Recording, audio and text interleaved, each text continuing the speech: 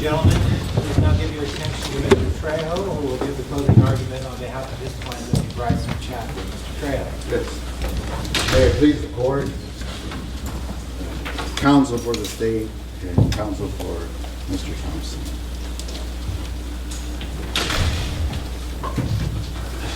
As you know, ladies and gentlemen, my name is George Trejo, and it's been my privilege to represent and fight for Bryson Chaplin throughout the course of this case.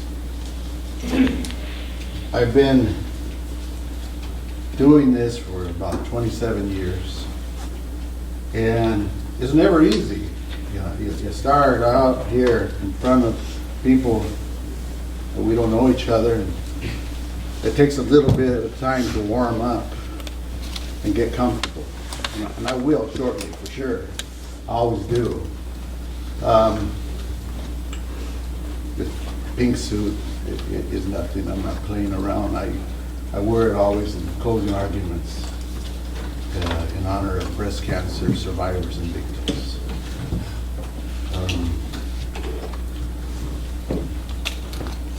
I like to start out always by thanking each and every one of you for participating in this process. Because when we did the voir dire process, you all heard responses that could have easily excused you from being a juror. But it was through your openness and your honesty to all the questions that all the attorneys determined that you were the cream of the crop. You were the best jurors suited for this particular case to be fair and impartial. And I could say to both sides, but when a person is being fair, inherently that is that you're fair to both sides. You can't be fair to one side and not the other side. And I thank you for taking so much time out of your lives. I mean, 8 weeks, that's a long time. That's one of the longer trials that I'm sure we've done. And it's an experience that all of us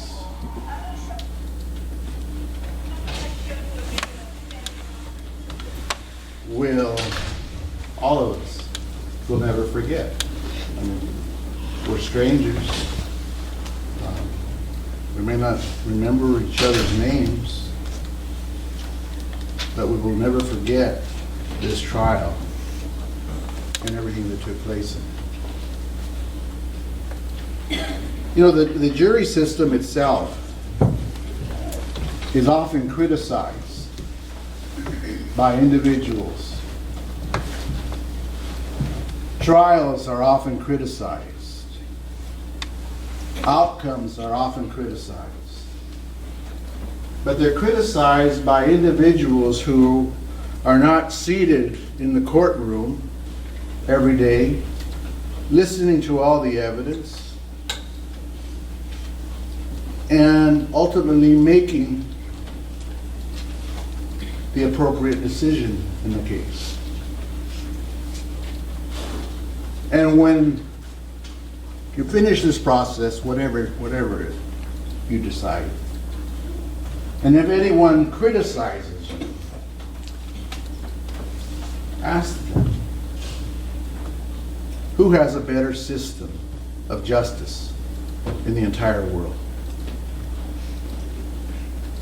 Mexico, where you're presumed guilty?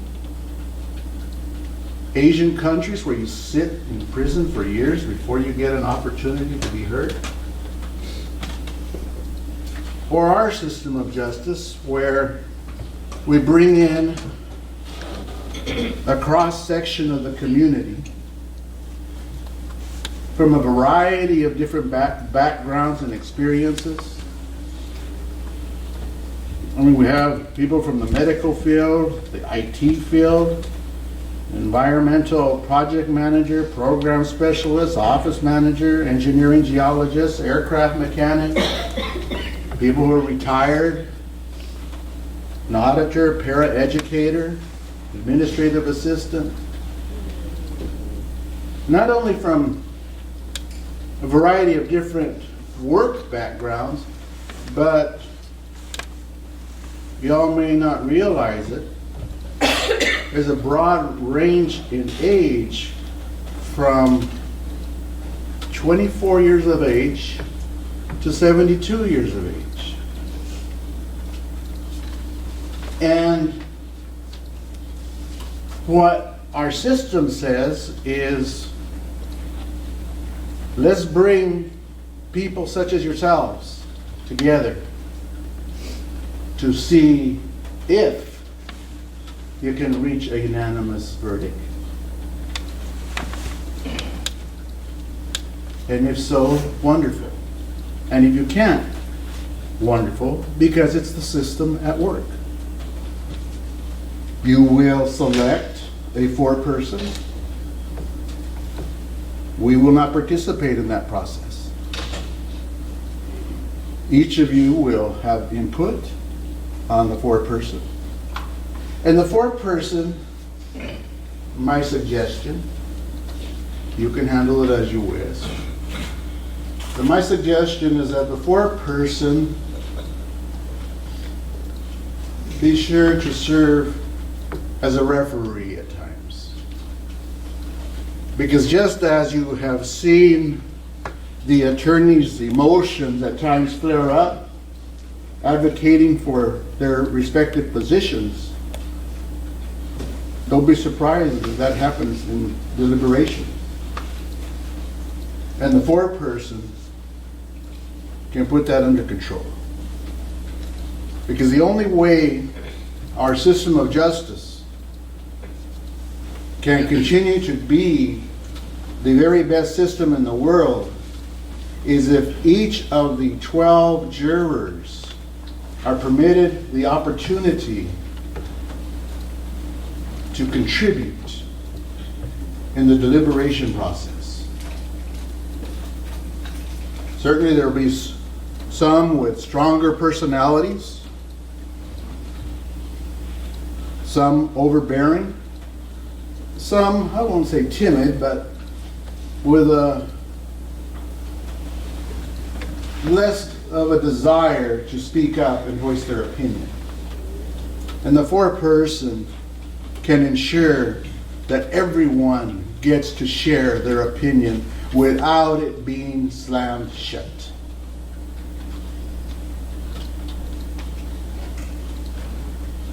The process, as the court has told you,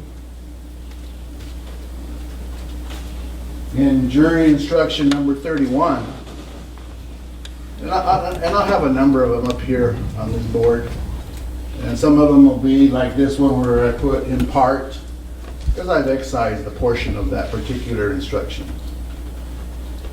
But instruction number 31 states in part that you will need to rely on your notes and memories as to the testimony presented in this case, as testimony will rarely, if ever, be repeated for you during deliberations.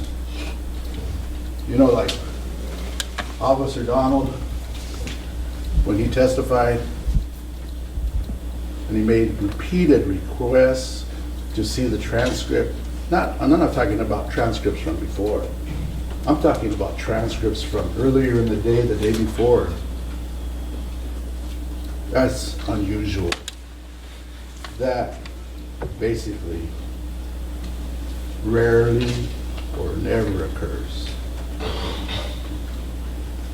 The state had the ability to produce a transcript for him if they wanted, but everyone knows it's part of the process that just doesn't happen for a witness.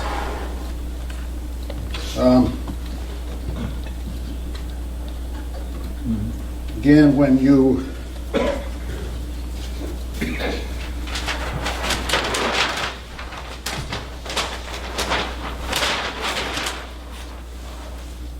you're deliberating,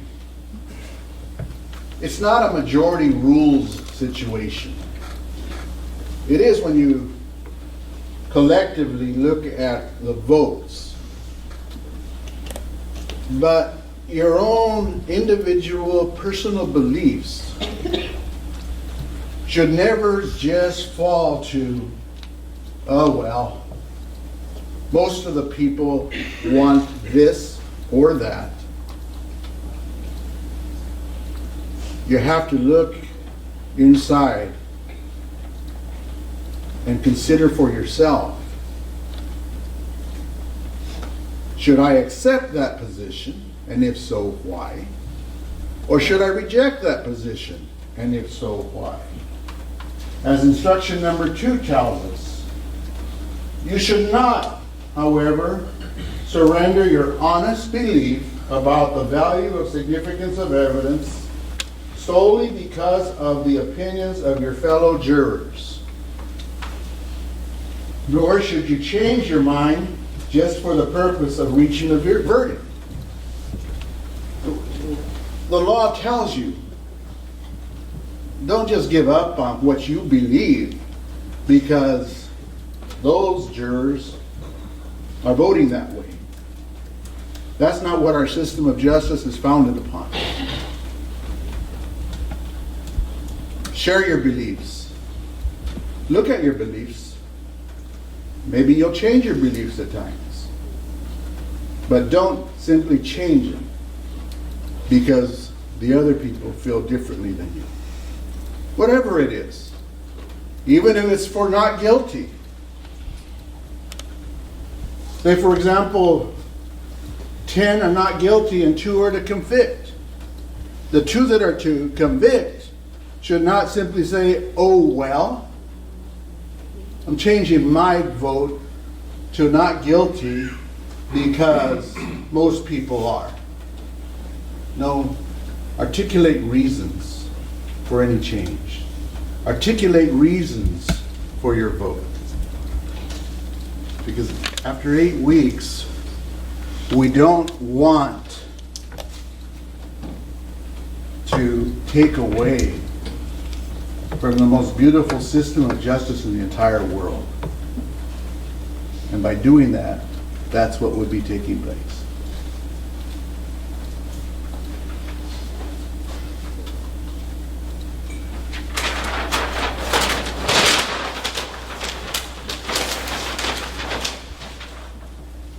This is something that we learned early on in this case. A defendant is not required to testify. Obviously, neither one did. Is not required. And you may not use the fact that the defendant has not testified to infer guilt or to prejudice him in any way. No. What does that mean? That means during the deliberation process, you should never, ever say, well, but the defendant, either defendant, did not testify. He should have testified. It doesn't work that way. You took an oath, you have a duty to follow the law, and this is a significant portion of the law, that a defendant need not testify because it is the state who bears the burden of proving their case, the charges, beyond a reasonable doubt. And we'll talk about that some more, but simply because something is said from the witness stand does not make it so. There's an instruction that we'll look at that talks about different factors that you are to consider and examine in determining what weight, if any, to give to a witness's testimony. Meaning, even if I, hypothetically, were to get up there and testify about anything, about law school, that doesn't mean you have to accept it. You have to consider my demeanor, how I acted, how I responded to questions, how I refused to respond to questions, how Officer Donald back there, when he was testifying, didn't even want to approximate, didn't even want to estimate, didn't even want to acknowledge he made a mistake after saying I was 100% accurate in my testimony. We know that's not true.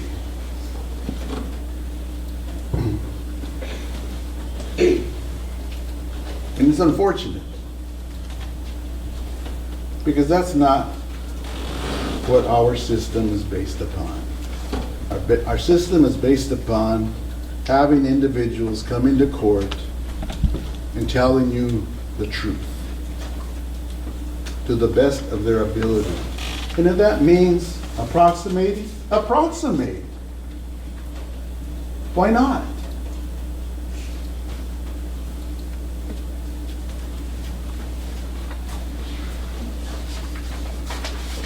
Now I want to talk a little bit about the presumption of innocence. How the defendants, as they sit here right now, if you were to vote right now, because they are presumed innocent, the only verdict that you could return right now is not guilty. Because of the presumption of innocence.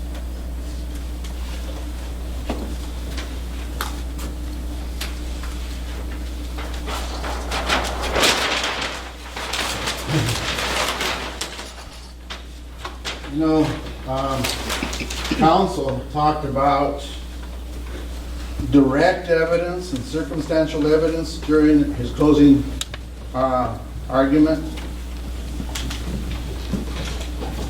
And stated that hearing shots is direct evidence.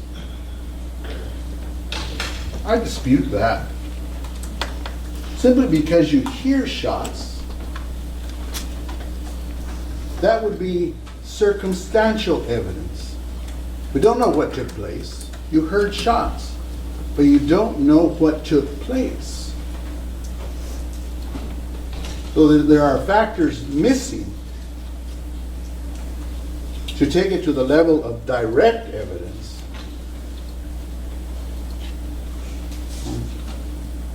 And therefore, it's circumstantial. What are other types of circumstantial evidence? Fingerprints. Circumstantial evidence. DNA. Circumstantial evidence. For example, these marks that were later identified on Officer Donald's arm and hand, but weren't identified on the night in question. They would be circumstantial evidence that something took place. Now, if he would have testified, which he did not, that those marks occurred during an altercation that he had with one or more of the boys, that would be direct evidence. But we don't even have circumstantial evidence that that took place during this altercation that he claims occurred. So DNA, markings on the complaining witness, you see, they talk about him being a victim. Officer Donald is not a victim and won't be a victim unless you find this young man guilty. Then you have a victim. Until then, he is a complaining witness. He's complaining that something illegal took place, but he's not a victim.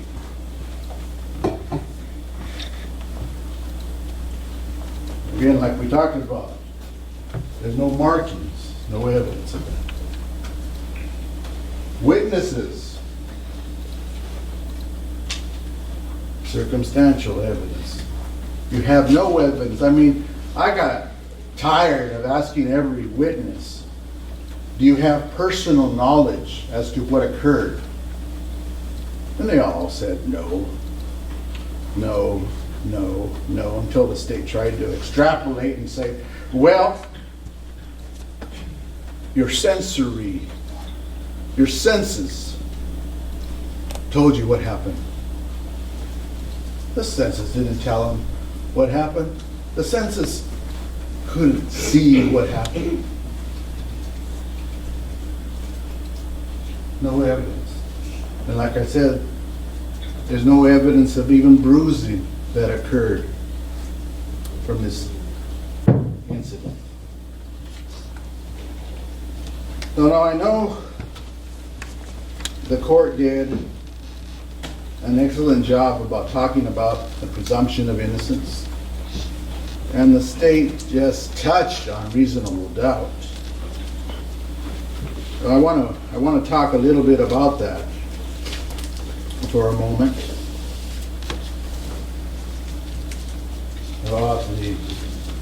About this presumption of innocence.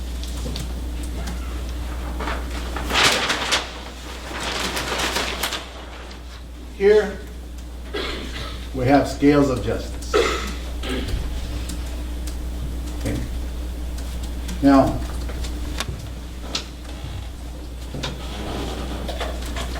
criminal cases, for example, on a scale here. Criminal cases do not start out even. You don't start out with the scales balanced even. That's our law.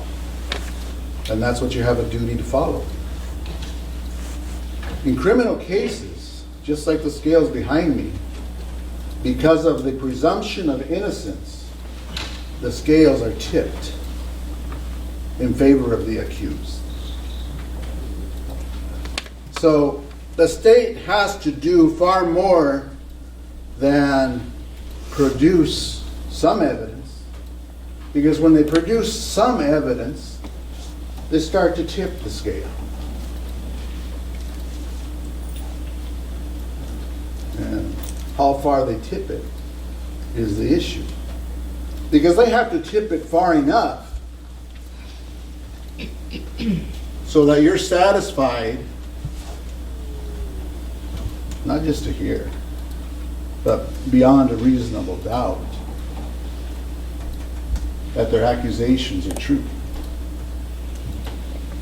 And that's where, for reasons we'll talk about, I'm arguing that they failed in this case. You see, ultimately, your decision in this case can be articulated as follows.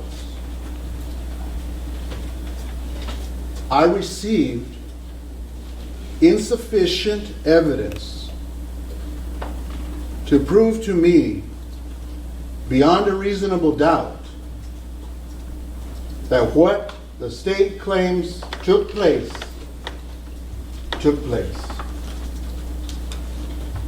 But there's insufficient proof. Well, now we're into another area. It's difficult to articulate. But let me see. I got a lot of charts here, so.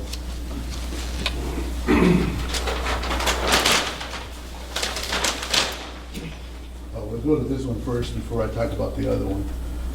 This is just instruction number 5, which is consistent with the scale of justice that I was just explaining. That a defendant is presumed innocent this presumption continues throughout the entire trial unless during your deliberations you find it has been overcome by the evidence beyond a reasonable doubt. You see, everything that I'm telling you is in an instruction. The presumption of innocence. Like I said, right now, they're presumed innocent, they're not guilty. And that continues all the way through. Unless during your deliberations you find it has been overcome by evidence beyond a reasonable doubt. So, as I look over here at Bryson, he's not guilty. And yeah, you've seen him not off a number of times in this trial due to medication he's on. And not because he's not interested in this case. He is. But he tends to doze off at times.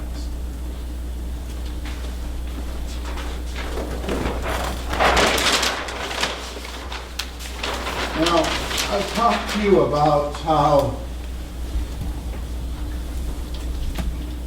simply because something is said doesn't make it so. And simply because something is said may be evidence, but what weight to give the evidence? Here, if there's no evidence whatsoever, obviously, is not guilty. Scintilla of evidence, tiny bit of evidence. That's an easy one too. Not guilty.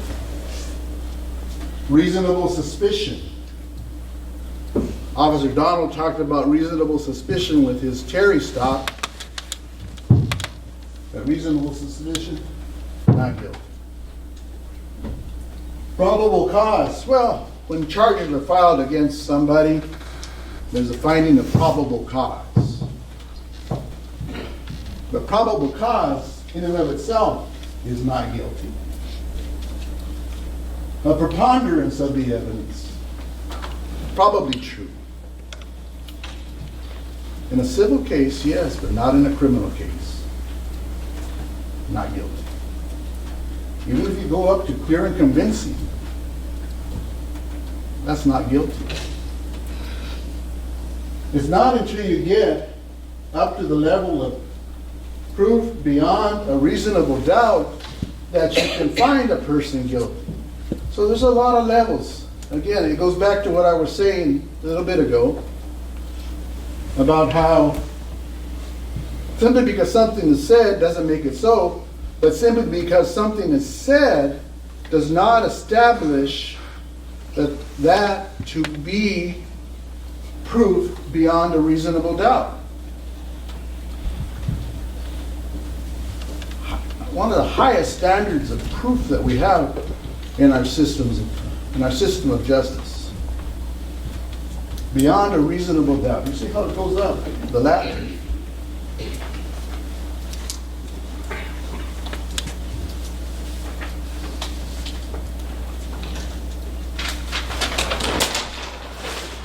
Now, one way to compare this is by examining a civil case with a criminal case.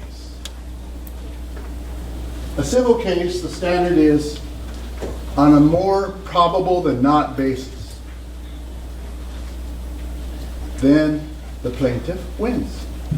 If they prove their case more probably true than not. The scales of justice, it would just require a slight tipping over 50%. Plaintiff wins. That's more probable than not. That's why I put 50+%, they win. And there's no presumption. Here, in a criminal case, we go back to the defendant presumed innocent. We go to how it's the highest standard in the law, and proof is required beyond a reasonable doubt before the plaintiff or the state wins.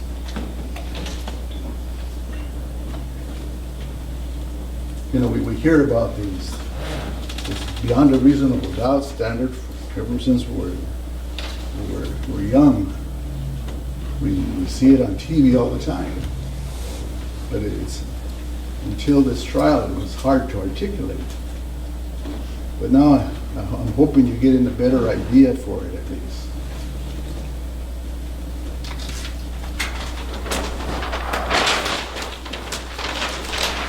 Now, I want to talk about Kay Sweeney.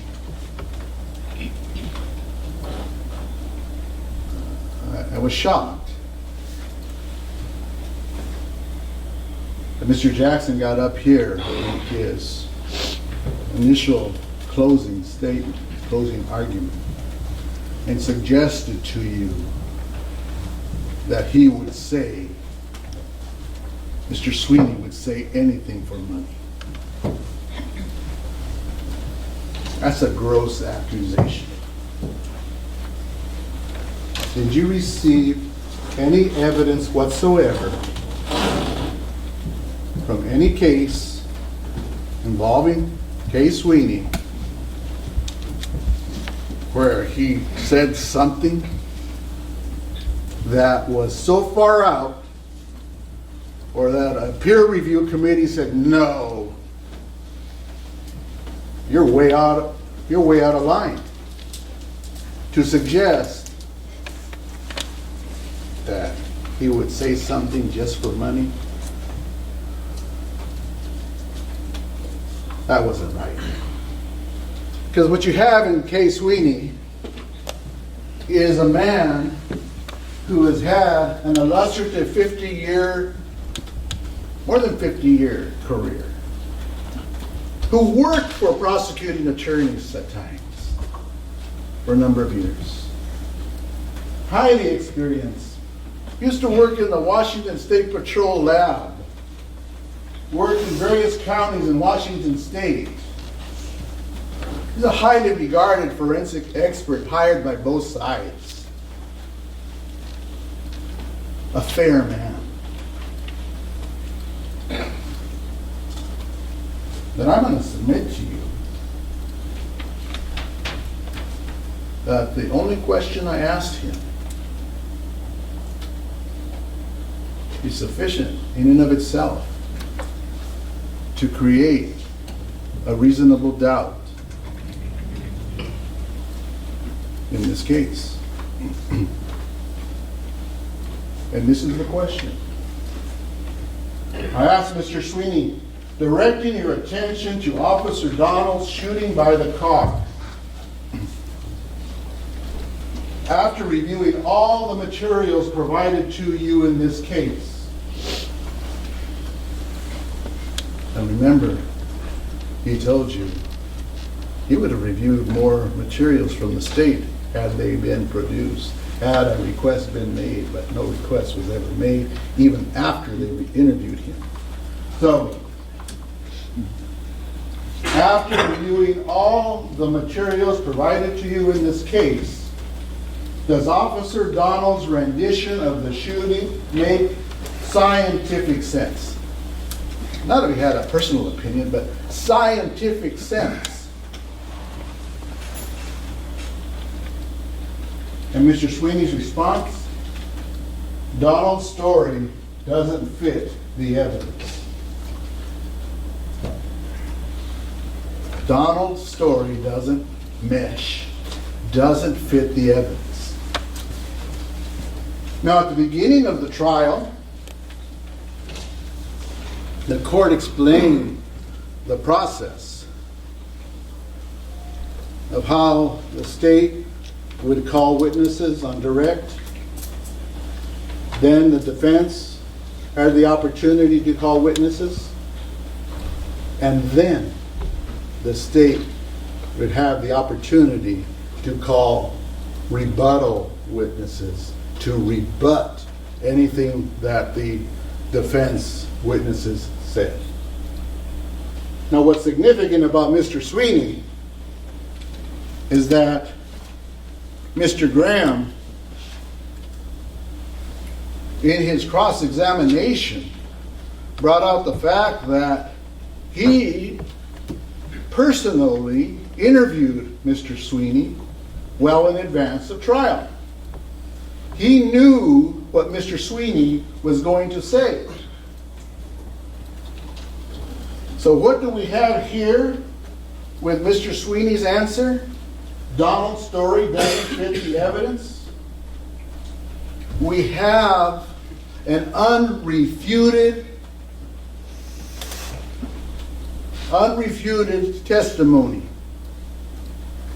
The state didn't call a rebuttal expert, a rebuttal witness to say, hey, what Mr. Sweeney testified to is wrong. So I submit to you, you can consider this to be true because it was never rebutted by the state. They had the opportunity if they could. They did not.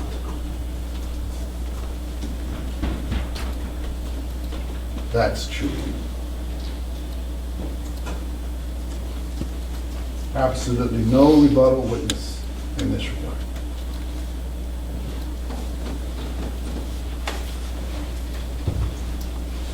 You know, there was a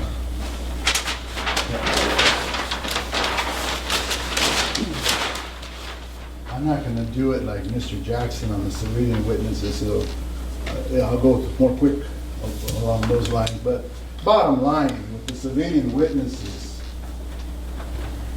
none of them had any personal knowledge as to what transpired. They heard shots. They heard yelling. They heard 3 volleys of shots. One of them believes he heard, "Why did you shoot my friend, my brother?" Then they didn't say Bryson, but we know it was Bryson. "Oh my God, I'm gonna die. I don't want to die." And then more volleys, more shots. Why? The why question in that regard is another doubt based upon reason, a reasonable doubt. Maybe it was his lack of experience. Maybe he overreacted. Maybe his adrenaline was just too pumped up. But the one thing that's undisputed is that he shot Bryson. Bryson is paralyzed. And I don't care what he said. When he was shooting center mass, he was shooting to kill Bryson. You can play around all you want, but any shot to center mass has the potential to kill a person. That's why they call it deadly force. That's why there's a distinction between deadly force and less lethal force. Less lethal, less likely to cause death. But deadly force, no. You shoot to kill.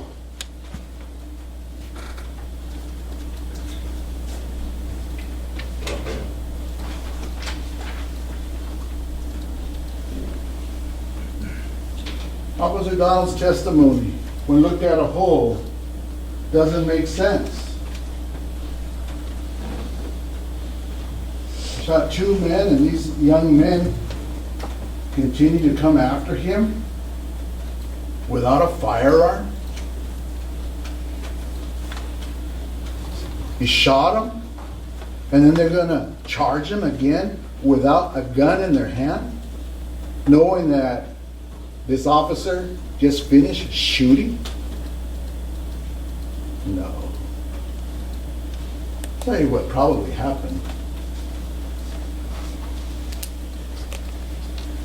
The boys went into the wooded area. Donald's lights were off. Bryson took a look out into the road to see if Donald was still around. And when he did, he got shot again.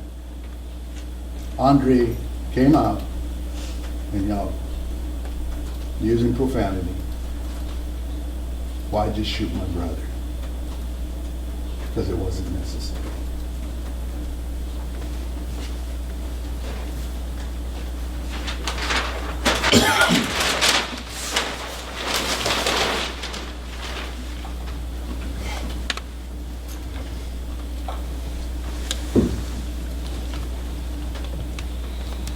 Law enforcement officers. You know, the one officer that I liked, I like them all. You know, I don't have anything personal against any of them. But the one that I liked, his demeanor while testifying, his openness and his honesty, and he was in the courtroom earlier, but I guess he left, was the tall officer, Officer Sola. Because after from hearing from so many officers about how we didn't talk about this incident. Oh, we weren't supposed to talk, it would be unprofessional. Officer Sola came into the courtroom and told you, when asked, who did we talk to about this? His response, well, all the officers. That was the talk about it. We were all talking about it. It was a major incident. That's what's true. But so what? Why hide that? Why attempt to mislead you on a simple fact like that? And if they're willing to mislead you on simple facts, what other facts are they willing to mislead you on?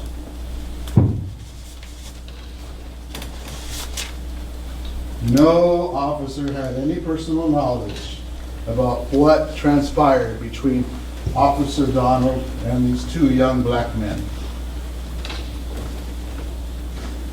Again, there's not enough proof. Because it's all based upon Officer Donald. I mean, they brought every witness possible that you could imagine. You know, we objected cumulative. The court, in its discretion, permitted them to call everybody. They called probably 20-some cops, 20 or so civilian witnesses. Nobody had any personal knowledge as to what transpired. One thing we do know, Officer Donald was partnered up immediately.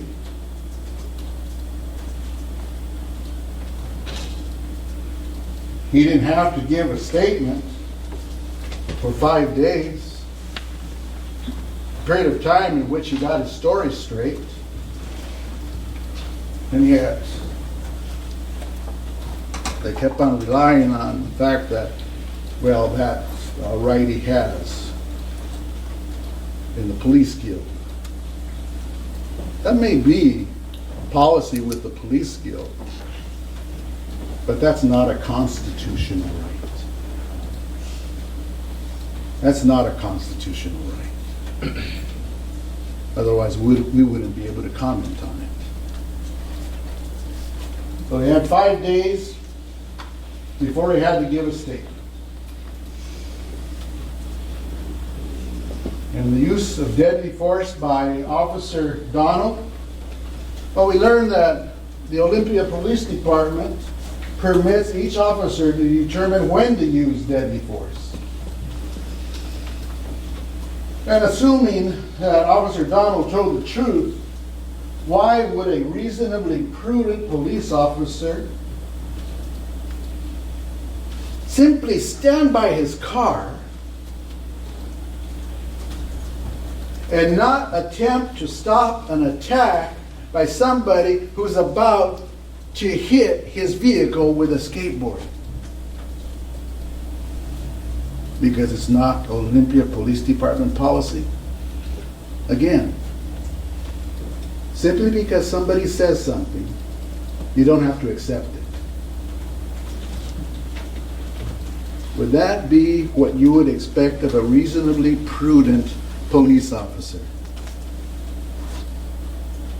I'm standing on the car. Somebody's running toward it. According to him, skateboard overhead, about to hit his hood or windshield and do nothing, not even tase him to stop the attack. Because if that attack on the vehicle was not merely an attack on property, but that had the potential to lead to further attack. And that's why it needed to be stopped, if it happened. If it happened. Again, back to simply because it's said doesn't make it so. Simply because a person takes an oath does not automatically mean they will tell the truth. And in numerous instances, Officer Donald showed us how he pushed that obligation to the side and responded, I don't know, I don't know, I don't know. I don't know to the ridiculous. Well, it was less than 4 feet. Okay, but less than 3? I don't know. Less than 2? I don't know. Less than 1? I don't know.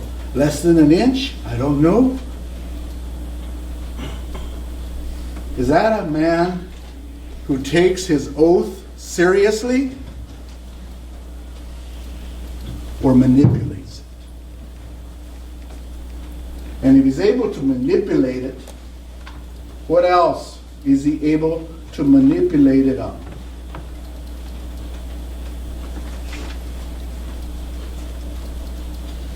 At the point that the vehicle was going to be attacked, he had at his disposal a taser, a beanbag, pepper spray, baton, and he is highly trained in pain control. I asked him in detail the different types of pain control that he knows, and he started with the wrist, fold the hand this way, fold it this way, the elbow, the shoulder, the knee, the thigh, the leg sweep, take out a person that way. But no, let me use deadly force. The story just doesn't make sense. And that's why Mr. Sweeney told you his version as to what took place doesn't fit the evidence. You know, and then the other thing that, well, it's just gross. Officer Donald's girlfriend, Officer Sieg, testified at the beginning, well, she couldn't tell if Bryson was in pain. Even Officer Donald told you he was in pain. Bryson was in pain.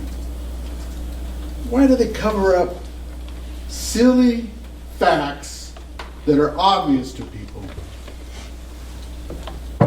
Why do they cover up for each other on ridiculous minutia?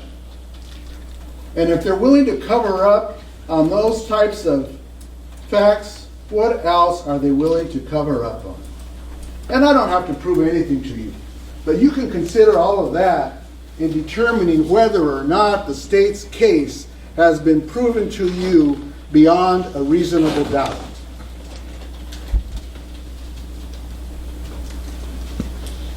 No one was concerned for Bryson or Andre. The concern was, as Bryson lays there having been shot in the back, let's handcuff him. That's not right. It wasn't necessary.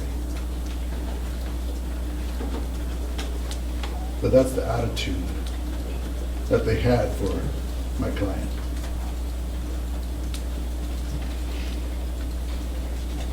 And why create a PowerPoint? You all heard about the PowerPoint that I believe it was Sergeant Claridge put together. Maybe wrong, but I thought it was Claridge. Why put together a PowerPoint and then have a big meeting with all the officers present that explains to them, this is what happened. Boom, boom, boom, boom, boom. Picture after picture after picture, statement after statement after statement. This is what happened. Now you got your story straight. Is that the presentation of the truth?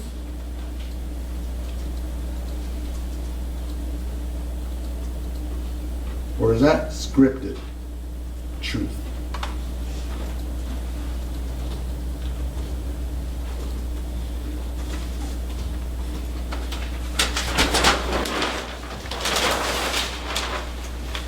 Ryan Donald's demeanor. Yeah, we're going to go through this, but something that's, God, he told you how officers are killed in the line of duty. He told you how well-trained officers are killed in the line of duty. Well, I submit to you that there are also innocent men killed these days by officers in the line of Objection, duty. Your Honor. Improper argument, facts not in evidence. Argument. It's not a fact in evidence. Ladies and gentlemen, we're going to have a quick sidebar. Let's please stand and stretch. You may continue. Okay. Officer Donald's demeanor. Hold on. Okay. Ladies and gentlemen, I need to remind the jury, there is no photographing from anybody in the gallery who is not... Gallery. Anybody who is not a member of the meeting. No photo taking whatsoever. Thank you very much. Mr. Trejo, please continue. Okay.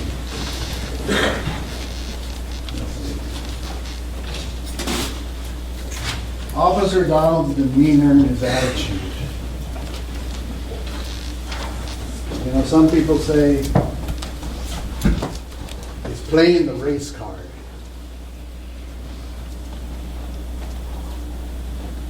I don't think it is. When you have direct evidence of a racial issue, racial insensitivity that can be interpreted as far as racism. Let's not forget what he proudly exhibited on his Facebook. The Reverend Dr. Martin Luther King Jr., our nation's greatest civil rights hero, who gave his life for so many people. And Officer Donald found it funny. A play on words. This isn't funny.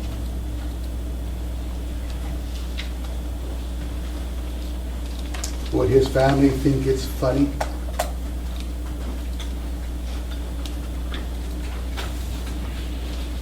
But Officer Donald's demeanor goes beyond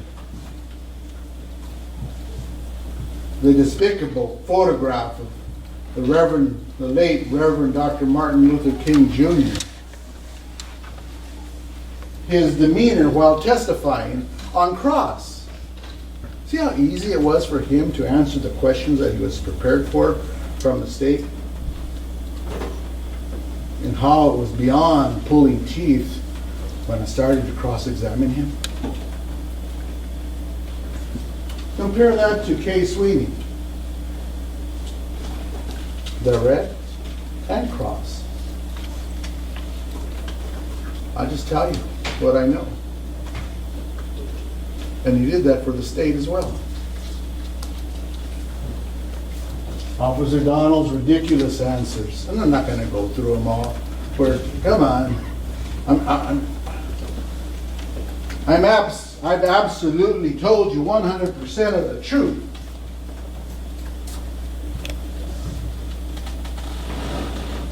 This is sitting right before him one day. The skateboard, he says it's 4 feet long. We come back. Oh, I made a mistake. Well, a mistake. You're not telling the truth if you make a mistake. Acknowledge it. Don't hide it. How long is it? I said, it's about 30 inches. Compared to my inseam, you didn't want to acknowledge that. He said, well, compare it to your own. I don't know how long my inseam is what he responded. How many men don't know their inseam? Or at least an approximation.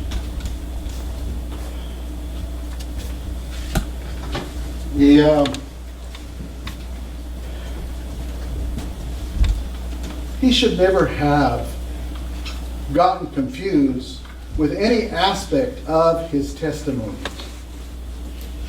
Why? Well, the state would have you believe, well, look at how many times he had to give a statement. If he was consistently telling the truth, there would be no confusion. He wrote a 10-page statement. He said he gave it a lot of thought, he reviewed it, he edited it.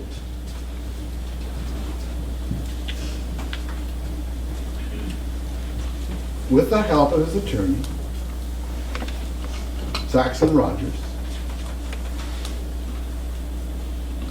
and his police officer friend, Officer Evers. And yet he still had difficulty remembering.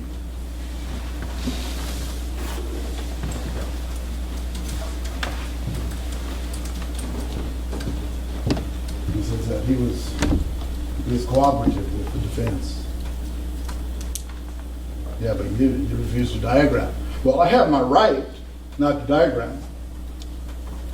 That's not cooperative. And something as simple as that. Come on, just diagram it for us, please. I refuse. Yet, this is the type of witness. This is the type of witness that you are asked to accept his testimony to establish proof beyond a reasonable doubt that the defendants are guilty of the offenses they're charged with.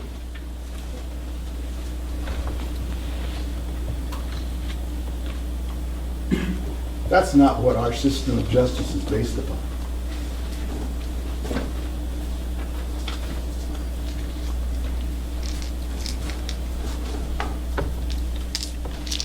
I've gone through this already. Y'all can read it. I won't rehash it. It is what it is.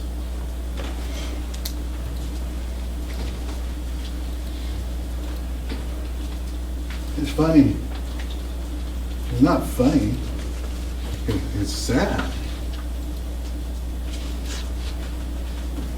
Without Officer Donald's testimony, there's no dispute the state doesn't have a case as to the assault charges against him. And if they think they do, perhaps in their rebuttal closing, they can get up here and explain how in the world they have a case if you reject Officer Donald's testimony. Because they don't. They don't at all. And then they get up and say, in their opening closing, not that Officer Donald is the best evidence to convict Bryson and Andre. They get up Mr. Jackson gets up and tells you, the recording is the best evidence.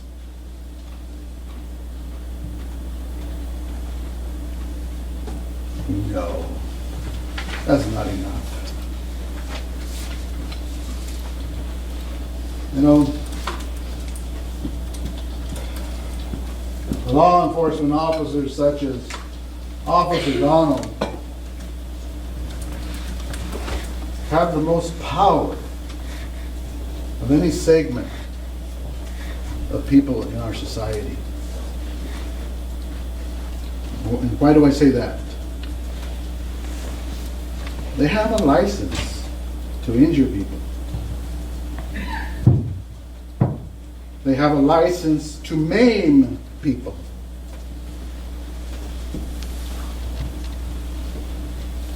They have a license to kill.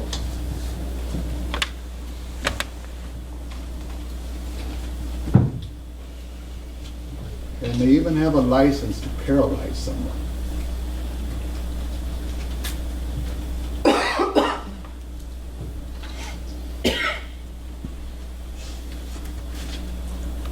You know, Mr. Jackson went through the timeline from when it's announced boy 23 down sees two men who match the description. You heard about he drove up the street, made a U-turn, came back, saw the boys coming in his direction. He hears officers are in the area. He didn't need to engage the boys. He could have waited for backup and not place himself in a dangerous situation if that's what he chose. He confirmed his location. He's in the car, and when you hear 23 shots fired, in a matter of seconds, from when he went, turned around, came back, his car, bam, bam, bam. It happened too quick to make sense. It happened far too quick to make sense. It happened far too quick to establish that it occurred beyond a reasonable doubt. It wasn't physically possible for all that to go down in a matter of seconds.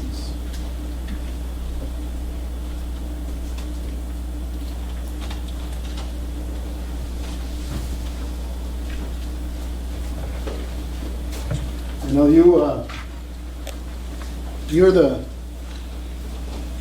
as I've intimated, you're the sole judges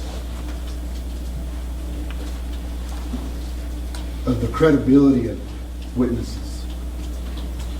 You are judges of the facts.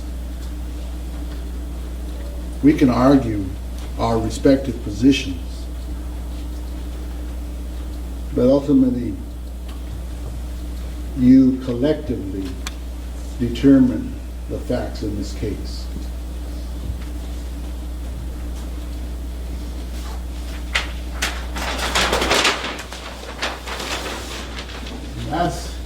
That's instruction number 1.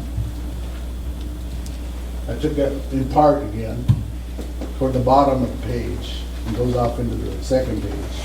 I just put it all in one right here. You're the sole judges of the credibility of each witness.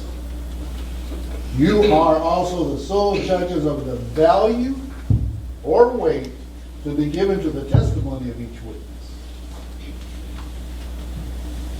In considering a witness's testimony, you may consider these things: the opportunity to observe or know the things he or she testifies about, the ability to observe accurately, the quality of a witness's memory. Let me see a transcript, even from my testimony this morning. The manner of the witness while testifying, any personal interest that the witness might have in the outcome, any bias or prejudice that the witness may have shown, and the reasonableness of the witness's statements in the context of all other evidence, and any other factors that affect your evaluation or belief of a witness or your evaluation of his or her testimony. Bottom line, you saw him. You listened to him. You saw his demeanor while testifying. It's for each of you to determine if you're capable of believing him beyond a reasonable doubt or not.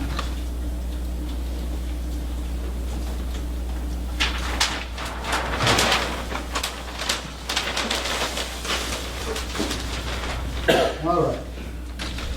I talked to you earlier about the civil case and the criminal case and the comparisons.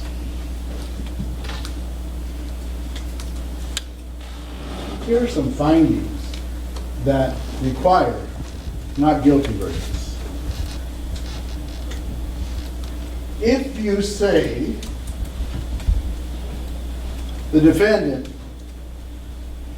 either of them, might be guilty, nope, that's not guilty. If you say that they could be guilty, that too is not guilty. We haven't reached the necessary level of proof. If you say maybe Bryson or Andre are guilty, that's not guilty. If you say, well, you know what, after hearing everything, and even though I don't want to believe Officer Donald, I believe that Bryson is possibly guilty. That's not enough. See, all these things the state didn't argue to. They barely touched upon the law. But possibly guilty requires not guilty. Even if you get to the level of probably guilty. Probably guilty. I can sit here, I don't believe it, but I can sit here, I'll look over at Bryson, just for the sake of argument, and say, Bryson, you're probably guilty. But if that's as far as I can go, there's only one verdict. And even though I say, Bryson, you're probably guilty, Bryson is not guilty under the law. Because you got to show beyond a reasonable doubt that he's guilty. And probably only rises to proof necessary in a civil case and not in a criminal case.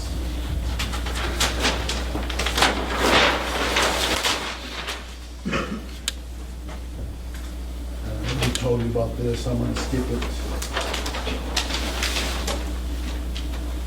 You know, you've heard about the different resources that they have. This goes to the evidence and lack of evidence that you were presented with. I found a number of those already.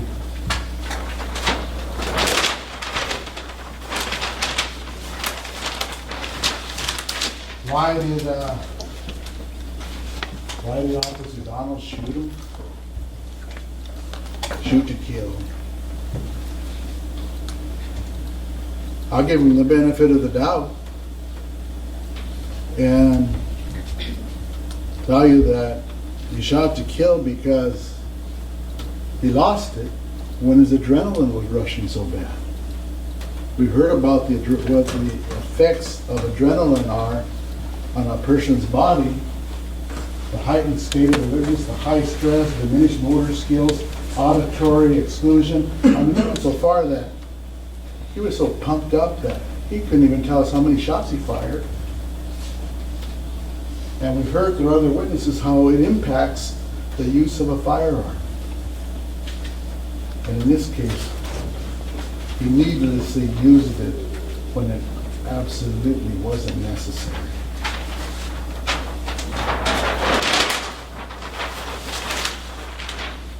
Now, this is the, what shall we say, a funky instruction. It's called the intoxication instruction. There may be some aspects of the law that one or more of you don't like. This may be one. Instruction number 12, read in conjunction with instruction number 17. Instruction 12 says an assault is an intentional touching. It's done with the intent to inflict bodily harm. Done with the intent. Intent. It's what the law calls the mens rea, the mental state. You have to have the intent to commit the assault. The mental state of intending to do it. Well, now, instruction number 17 tells you, no act committed by a person while in a state of voluntary intoxication is less criminal by reason of that condition. However, evidence of intoxication may be considered in determining whether Bryson Chaplin acted with the intent to assault Officer Donald. So if you find that he had the intent of assaulting Officer Donald,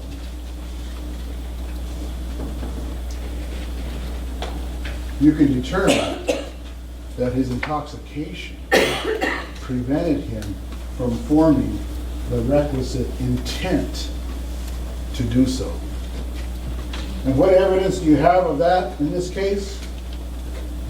You heard about his BAC content, blood alcohol content, being 0.18 or 0.19. You heard about his staggering. And you heard about the effects of pain, alcohol's effect on pain. And you heard about all that from the state. So there is sufficient evidence for you to consider his level of intoxication, to negate, take away the element of intent, and therefore you can't find him guilty.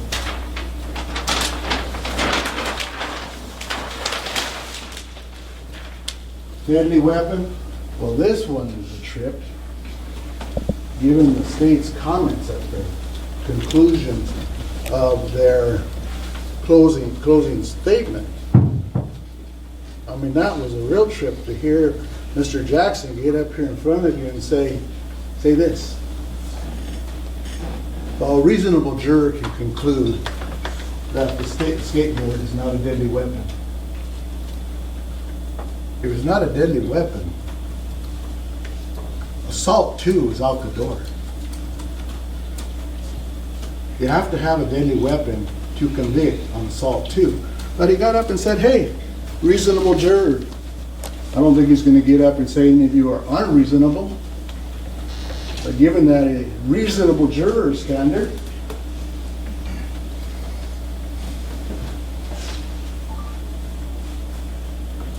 you shouldn't convict on assault 2. Either defendant at either time. His words, not mine.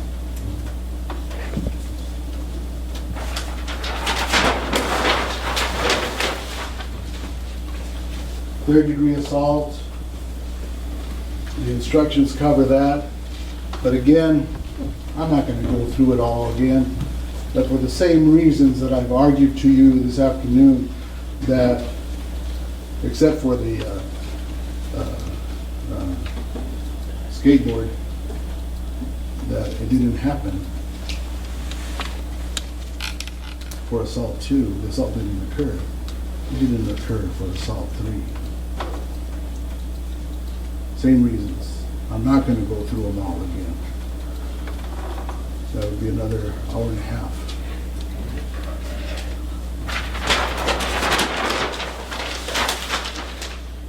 Now, we're done with assault 2 and assault 3. So let's look at assault 4. That's the lower degree of assault against Miss Brown at the Safeway, where the state contends that Bryson assaulted her by throwing the beer at her. Well, look at that video again. If you remember, I questioned her on cross-examination, and it came out eventually that she was leaning forward, and she pushed the beer down. She leaned forward and pushed the beer down. He didn't assault her.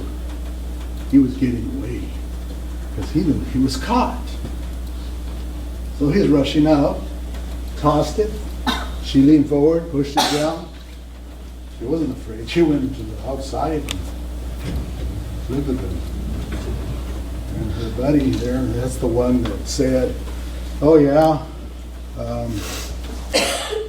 I was afraid that he was throwing the skateboard at me about 50 yards away." I said, when have you seen that? Saw it on The Simpsons. Ridiculous again. But the issue boils down to that, whether or not she leaned forward and pushed it down, or whether or not he was about to hit her.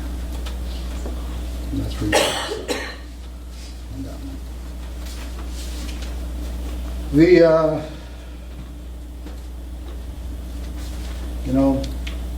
I'm almost done. The state, I just have to comment on this. They talk about how accomplice liability, and they talk about a bank robbery, and if you drive the car, and the person gets off, goes in and robs the bank, you're an accomplice. That's not true. They should know better.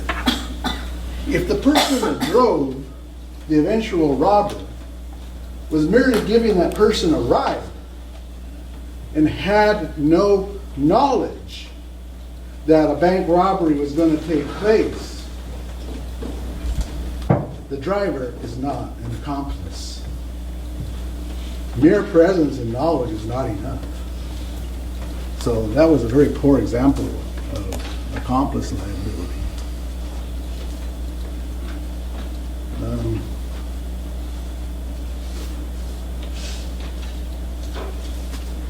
I'm not going to go over that chart again. I talked to you about how might be, could be, maybe, possibly, and even probably isn't enough. It's got to be proof beyond a reasonable doubt. You can't speculate. You can't fill in blanks. You can't guess. There's too many blanks in this case.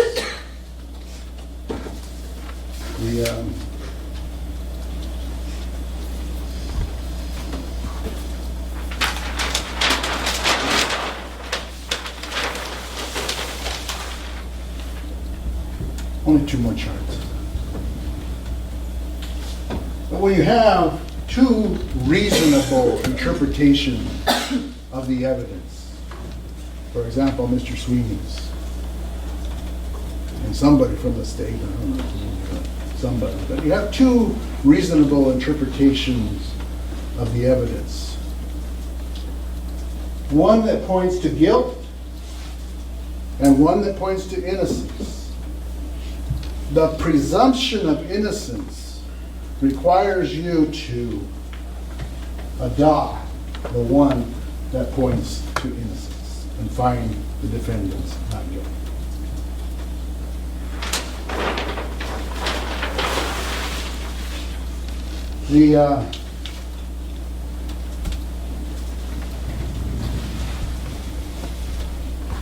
This is just a little story. The state tells you, use your common sense. Well, what is common sense? What is common sense? I found this one time years ago, and every time they try to argue that, I bring this up. So the government asks you not to leave your common sense at the door. If life were a novel, it would always make sense. If life were a movie, it would make sense. If life were a play, it would always make sense. But life sometimes just doesn't make sense. And if life were a story, a play, a novel, then it would always make sense. Judge this case from the facts presented to you.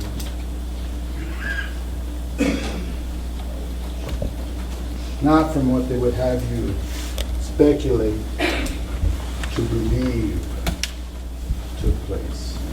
Don't fill in the blanks for them.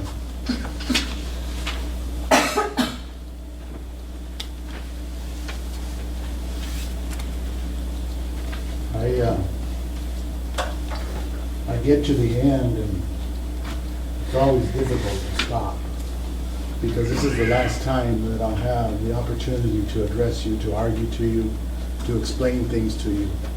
The state, because they have the burden of proof, to get one more shot at it after Ms. Coe conducts her closing argument. But I want to thank each and every one of you again.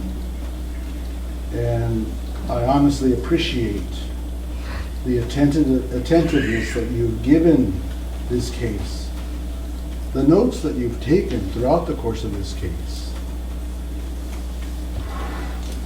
and for paying attention to me as I explained to you everything that I just did on behalf of Bryson.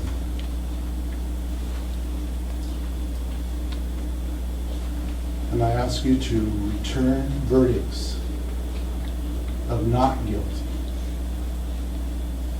on each and every count against him.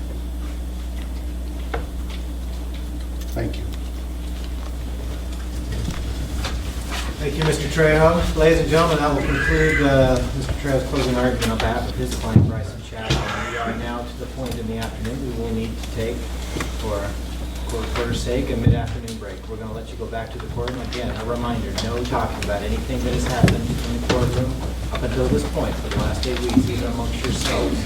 And we'll have you back in the courtroom hopefully as soon as we can. Good break. You ready to proceed, Ms. Coe? Yes, sir. Mr. Jackson? Yes. Ms. Gray? All right, bring the jury.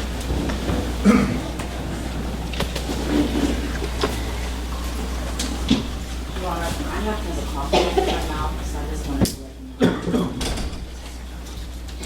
Hold on, Tootsie Roll. Again, reminder to the gallery, no photos unless you're a member of the media, and absolutely, regardless of whether you're in the media, no photos of the jury. No photos of the jury.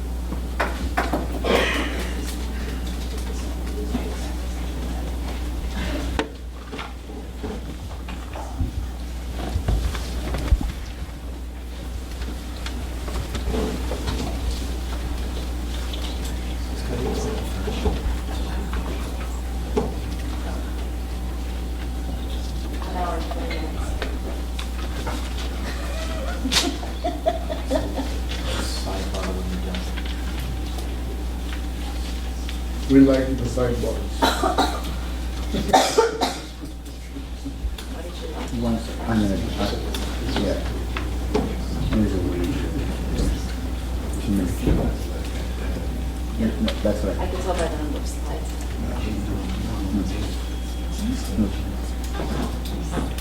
Ladies and gentlemen, I'm being told that efforts are being made to have an overflow video feed into courtroom 101 next door.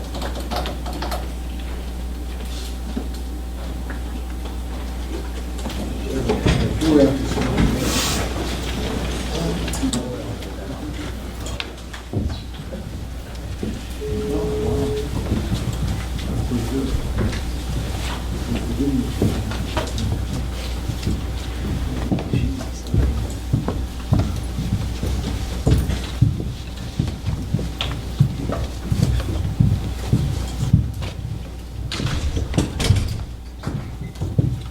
seated. Ladies and gentlemen, I will now ask you to turn your attention to Ms. Coe, who will provide the closing argument on behalf of your client, Andre Thompson. Ms. Coe? Thank you, Your Honor. Bryson Chaplin came in dying, and he left still alive. We thought we were going to lose him, is what one of the medics said. And it was because he was shot 4 times. Undisputed. He was shot on his right shoulder. He was shot on his back and his arm. He was shot on the right side of his chest. And he was shot on his upper chest.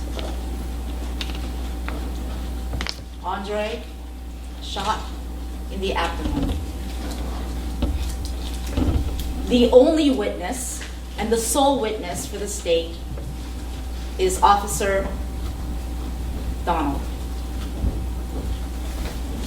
And Officer Donald has a story to tell, a quite unbelievable story to tell.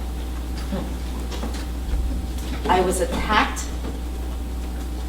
I could not lay my hand on Andre. I tried to, I attempted, but I could not defend myself. And Bryson, with his skateboard, he tried to kill me not once, but twice. And Andre was his accomplice. And because Bryson came at him when he had his gun pointed at him, because Bryson had a death wish, when Officer Donald yelled, "I'll shoot, I'll shoot," well, he had to shoot. He had no choice. And when Andre saw his brother getting shot, according to Officer Donald, Andre came at him with no weapon, came at him when Officer Donald had his gun pointed at him and was yelling, "I'll shoot, I'll shoot," and he had to shoot him too. And Andre Thompson likewise had a death wish, according to Officer Donald. With no other evidence but Officer Donald,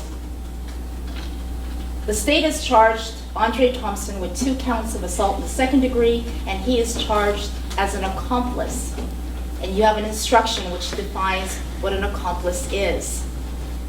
Accomplice because it is undisputed that Andre Thompson never wielded that skateboard. He never had it in his hand. And the state's allegation is that because his brother had the skateboard, and that because Andre Thompson was his accomplice, Andre Thompson is as guilty as well. What does this mean, being charged as an accomplice? Why did I spend so much time talking about Bryson Chaplin's case when my client is Andre Thompson? Because Bryson, if he is not guilty, then Andre cannot be guilty. And even if Bryson is guilty, you can still find that Andre is not guilty because the state has not proven that he was acting as an accomplice. The state says, whose trial is this? Who's on trial here? It's not Officer Donald, and technically, ladies and gentlemen, the state's right. Andre Thompson and Bryson Chaplin are the ones who are charged. But the reason we spent so much time talking about Officer Donald is because the law says, and not me, the law says the state is the plaintiff and has the burden of proving each element of each crime beyond a reasonable doubt. And the defendant has no burden of proving that a reasonable doubt exists. In fact, the defendant is not required to testify. You may not use the fact that the defendant has not testified to infer guilt or to prejudice him in any way. And that's why we've been talking about Officer Donald. And because the state bears the burden to prove beyond a reasonable doubt, the state has to prove to each and every one of you that his story is credible, his story is reliable, and that his story is trustworthy to prove beyond a reasonable doubt.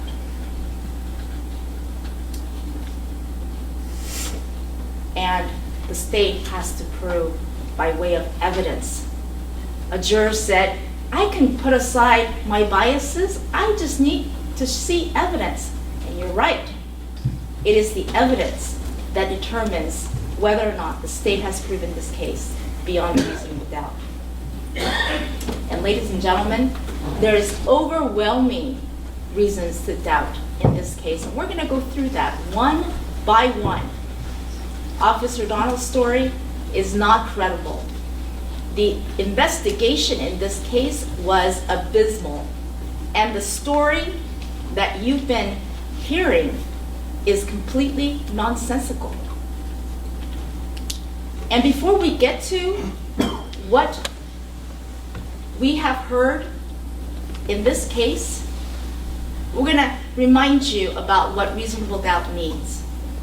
A reasonable doubt is one for which a reason exists and may arise from the evidence or lack of evidence.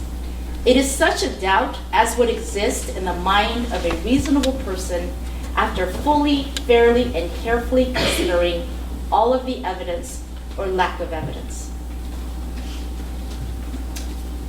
What evidence? We have Officer Donald's story, which is not credible, not believable, and not trustworthy. And when you're judging whether or not his story, in fact, is credible and believable and trustworthy, these are the things that you have to consider, because this is the law. In considering a witness's testimony, you may consider these things. It's in your jury instruction. A personal interest that the witness might have in the outcome or the issues, and a bias or prejudice that the witness may have shown, the reasonableness of the witness's statements in the context of all the other evidence, and any other factors that affect your evaluation of belief of a witness. Those are the things that you must consider. So what interest does Officer Donald have when he gave his story about how they attacked him? Well, his interest was a great big interest because he had his career to protect. And let's talk about how he could not defend himself.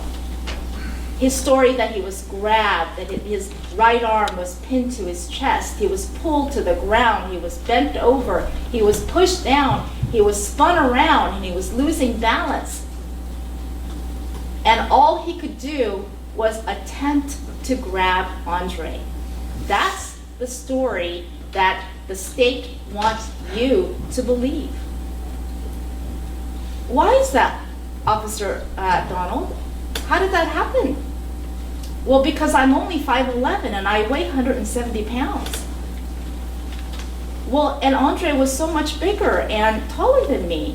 Well, actually, Andre is the same height, 170 pounds, 170 pounds, and he's 2 inches shorter than Officer Donald. He's 5'9". That's what's in his driver's license. What about all that self-defense training you had, Officer Donald? Didn't you have 6 years of military experience? Didn't you get training at the academy? Weren't you training other people? Weren't you a loss prevention officer for 2.5 years where you had to fight with thieves countless times? Well, actually, Ms. Coe, that was only in basic training. I only got that in 2001 and 2002. And in fact, we only had refresher courses, and it was pretty infrequent. That's what he told you on the stand. Then the question was, then Officer Donald, why did you tell me during the defense interview it was constant from basic training until leaving the Army? Training occurred from the day I started until I got out. Self-defense tactics. This training also occurred during my time in military police for 6 years. Why did you tell me that, Officer Donald? Why has the answer changed? Because his story only works if Andre was able to overpower him, if they attacked him and he was defenseless, and he had to shoot to defend himself. And that is why the story has changed. Well, he says, I was injured. Here are my marks. And Officer Donald, are you saying that this incident was what caused these marks? His answer, highly likely. Do you remember that? Highly likely. Well, how come you never mentioned it before? When did you realize that these marks were the result from this incident? I don't recall. Who showed the pictures to you that reminded you? I don't recall. Well, Detective Claridge, or Sergeant Claridge, he was called to rebut Officer Donald. And Detective Claridge said, no, I saw those marks, and I asked him about it. I asked him, did it happen during the incident, or did you get it before this incident? And you know what his answer was? His answer was, it happened before. And that's why Detective Claridge believed that Officer Donald had not been injured in this incident.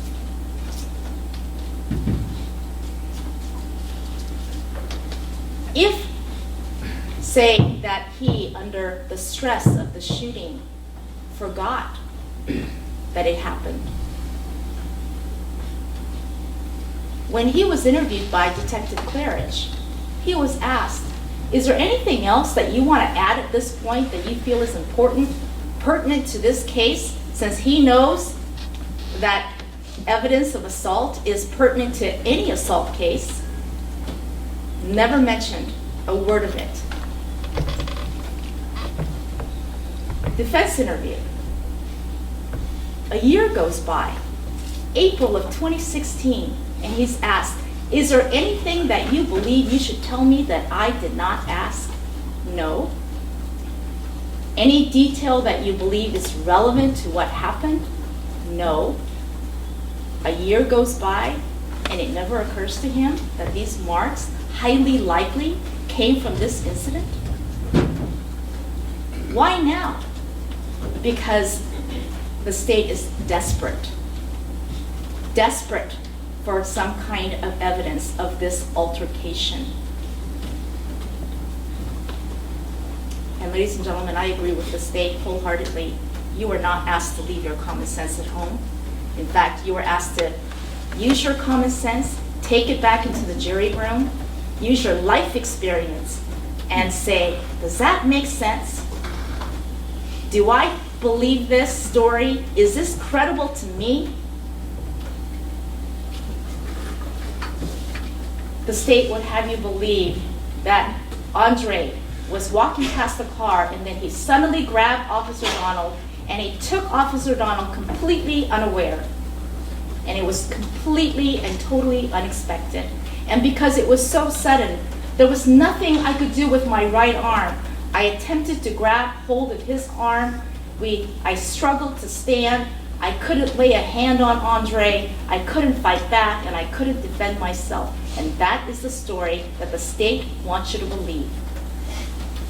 Even though we pointed out Well, didn't you stand with a defensive stance?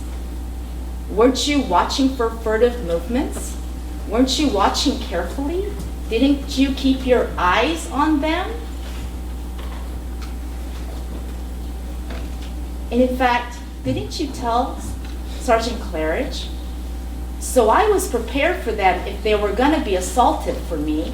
I got myself in a position that I would be able to defend myself if they were that way with me. That was what he told Detective Claridge. So why change? Why did the story change from I was ready for them, I was in a defensive stance, now it's, oh, I was caught completely unaware? Because, ladies and gentlemen, his story only works if he's caught completely unaware. And then, what happened to that skateboard? We know Andre had a skateboard at the Safeway because we saw video of it. We know he had it after this so-called alleged altercation behind the patrol vehicle. What happened? Well, we know that Andre was using one hand to pin Officer Donald's arm to his chest. He was using the other hand to push him down. What did he do with the skateboard? Officer Donald, did you hear any noise? Did you hear a loud thud? Did you hear anything dropping? No. Were your senses heightened or did you have tunnel vision? No, my senses were heightened. Well, did he stop to pick it up after the altercation? Did you see him looking around? No, he ran immediately northbound. Why is this important? Why is this so important? Because the story only works, ladies and gentlemen, if Andre dropped his skateboard, grabbed Officer Donald, helped attack him, and then released him, and then found his skateboard, picked it up, and ran with it. That's why we had all those questions about the skateboard. The excuse, Officer Donald, is it possible that maybe the skateboard was on your back since you felt this pressure on your back? Are you kidding? Seriously? Well, if Andre had a skateboard in his other hand, why didn't he just whack Officer Donald with the skateboard that he had in his own hand? Instead of grabbing Officer Donald and having this conspiracy to have his brother come around while he's grabbing and pinning him down, why didn't Andre just take the skateboard he has in his hand and then just whack him over the head with it if that was their intent? If that's what they conspired to do, if that was his intent and motive, to assist his brother in whacking Officer Donald's head with the skateboard. And then let's talk about the location of the shooting. Well, this is what we know. We know that there were 3 bullet strikes. We know that there were casings. We know that there's a grass depression that's been matted and where footprints were noted. There was a 3rd casing that they later found. This is on variables that are not changeable, fixed variables. And we know that there were shots fired. So during the defense interview, he was asked, where were you in relation to the patrol vehicle? And he stated, my body was northwest, and I was standing around the license area, the middle of the trunk. My target, Bryson, was behind me and to the right, and that would mean that this would be the direction that the shots would have been fired, right? This would be the area that the casings would have been ejected, right? And Miss Kathy Guile, she came in and she said, you know, Miss Guile, if the shooter was facing northwest but the gun was being fired in this direction, where would the casings have landed? Not my witness, state's witness. She said, oh, in this area. Miss Guile, if the bullet strikes are here and the casings are over there, where would the shooter have been shooting from? This direction. Then we had Officer Donald. Officer Donald, can you please draw for the jury the position that your body was facing?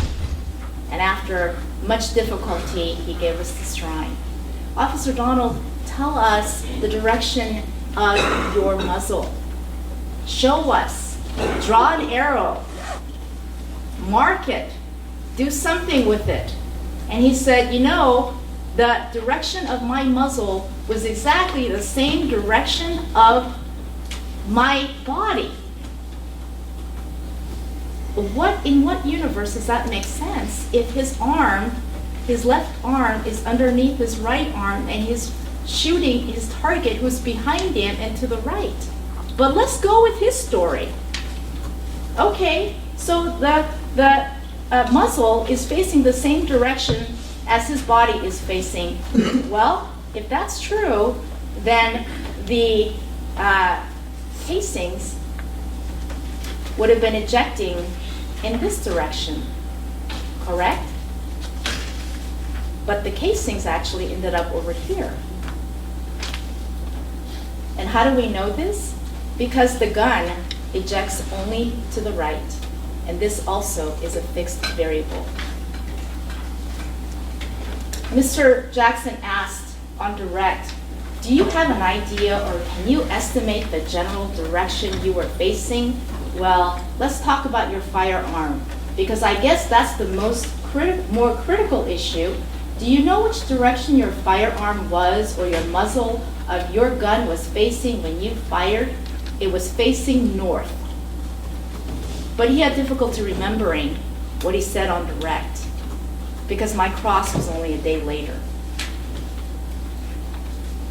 And Mr. Sweeney was asked, if the muzzle was facing north, Mr. Sweeney, in what direction would the casings have ejected? To the west. To the east, excuse me. And then there was Mr. Kern. Remember his testimony? Mr. Kern, can you exclude the direction of the fire based on the bullet strikes that were located, based on the casings, based on the fixed variables, the car, the fence? Yes, I can exclude shots to the north. I can exclude shots to the west. And in fact, if the shooter was behind the bullet strikes, because he's not shooting from behind, I can also exclude shots to the south. State in desperation, trying to fit a square peg in a round hole, says, well, maybe it was kicked over there. Maybe it was kicked by the police. You know, there were people running around. Maybe the defendants may have kicked it themselves as they were trying to flee. Really? These tiny little casings in this dark, they're able to kick it so that it flies through the air and lands in the grass in the same general locality, all three? Is that what you're supposed to use your common sense and agree upon?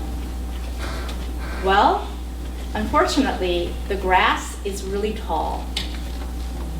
Really tall. And in fact, the casings, it's by the fence when they found it. So either somebody is an excellent eagle eye kicker in this darkness, or his story is absolute ridiculous. And then during Mr. Sweeney's testimony, the state threw this out, knowing how unreasonable this whole story is about where he was and how he was assaulted. the state throws out, well, Mr. Sweeney, well, maybe it happened over there where the grass was. Unfortunately, they should have had a talk with Officer Donald before they asked that question, because Officer Donald, that's not where he says he was, because he drew where he thought he was. And then there were these excuses. I was spun around, I was everywhere and I was nowhere. My shots could have been going in any number of directions. And I don't know, Ms. Coe, I don't know where I was. Well, you know what, ladies and gentlemen? Why didn't he tell that to Detective Claridge?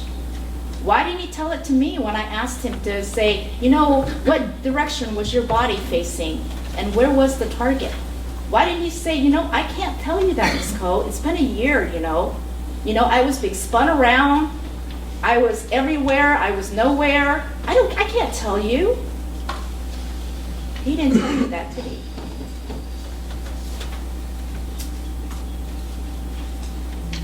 Why? Why are we having these absurd excuses? Because nobody asked. Nobody asked. Not Detective Claridge, not the critical incident team, nobody at OPD, nobody asked. And nobody said to themselves, does this make sense? Wait a minute, he says he's over here, the casings are over here, the bullet strikes are over here. How does this scene make sense? Well, Officer Donald, you know what he thought? He thought he could come in here and tell the same story that he's been telling, the same story that everyone bought, the same story that no one questioned, the same story that people went, aha, that's what happened. Oh, let's charge these two. He thought he could come in here and say the exact same story, and nobody would question him about it. And you know what is just unbelievable? Unbelievable. The state had 4 people from the crime lab, 4 people working on this case. A DNA person, a trace person, a reconstruction person, and I don't even remember the 4th. Mr. Kern, in the 2 years the case has been pending, the state has never asked where the casings would have landed if the shooter was at the rear of the vehicle, facing northwest, bent 45-degree angle, shooting from left hand, hand underneath the right armpit, muzzle pointing upward.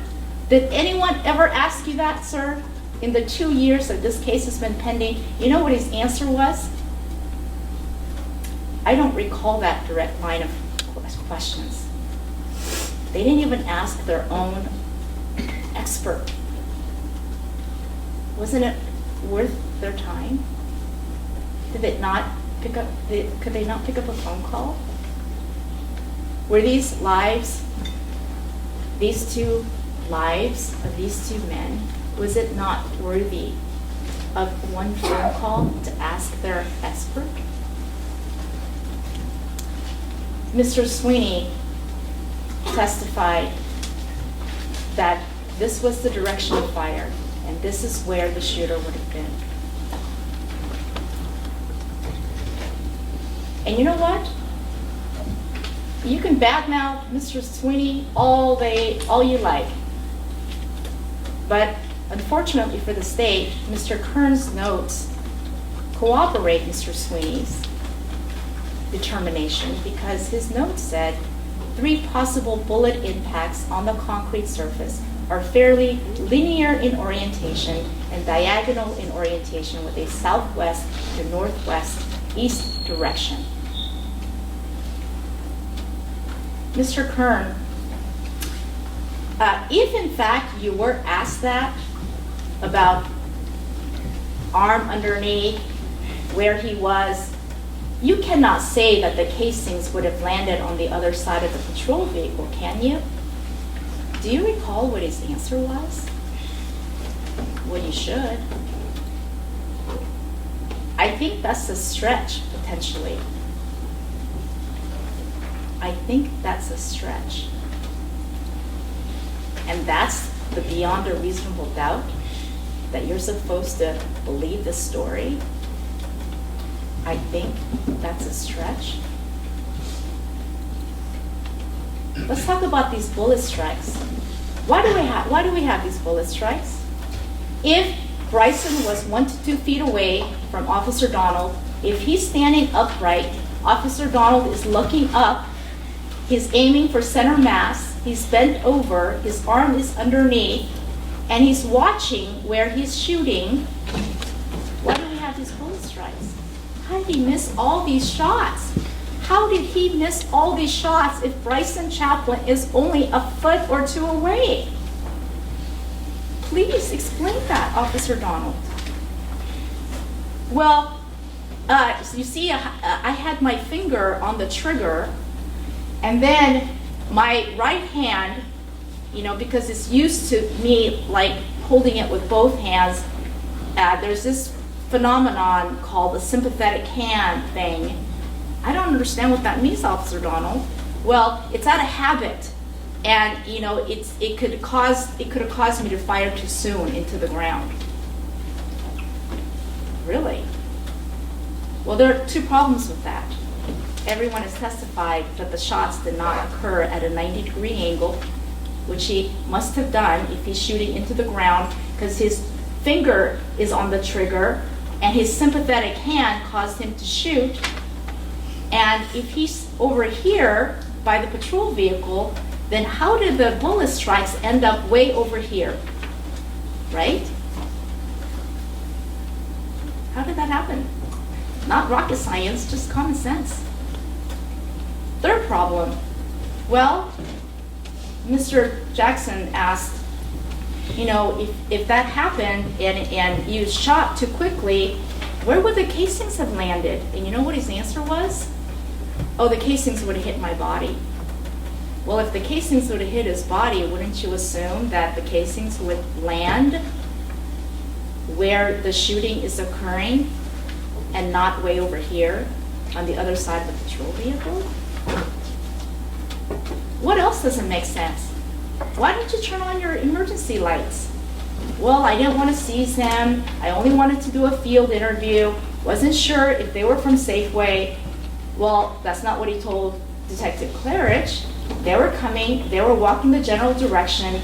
They matched up. The proximity of the call to where I located them matched perfectly with where they would have been if they were fleeing the store. The description matched perfectly with the description the reporting party gave.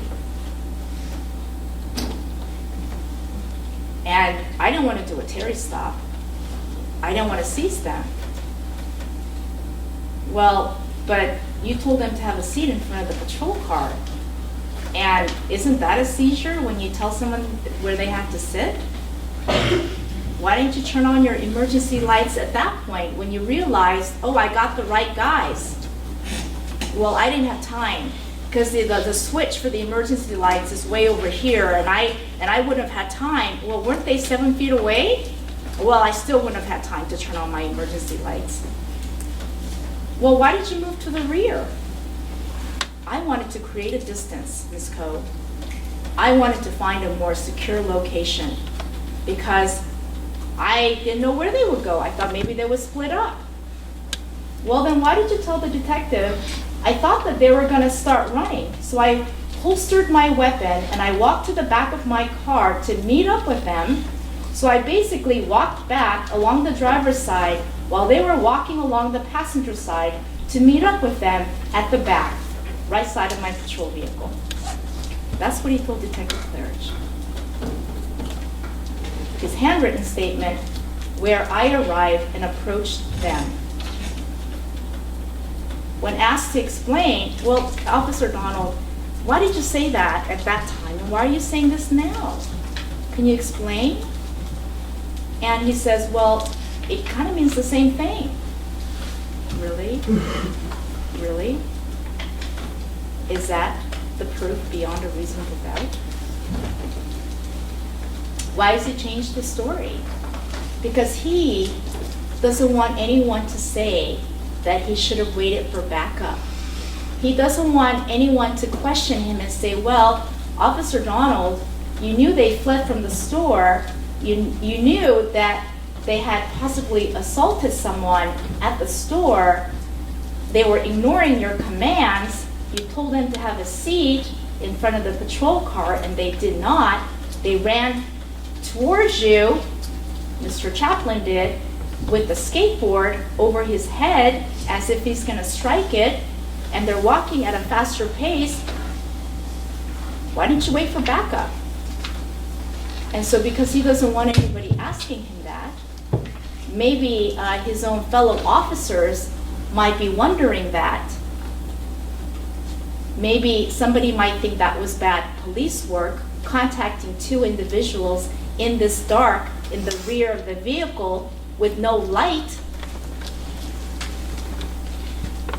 Maybe someone might say, you know, it doesn't make sense to me that you would purposely go there and meet up with them instead of waiting for your backup that you knew was coming because you had already radioed that you saw two guys. Now the story is, well, no, I thought they were going to split up and I was looking for a more secure location. Why did you holster your gun? They were ignoring your commands. They ran towards the patrol car. You thought they were going to run. Well, he can't say that he had a gun because he needs his hands free, does he not? He needs his hands free so he can say one hand was grabbed and pinned against his chest, and he needs the other hand to say, I needed to grab my gun from my left holster and I needed to shoot them. So of course he needs to have his hands free. Why didn't you have your flashlight on? Wasn't it dark?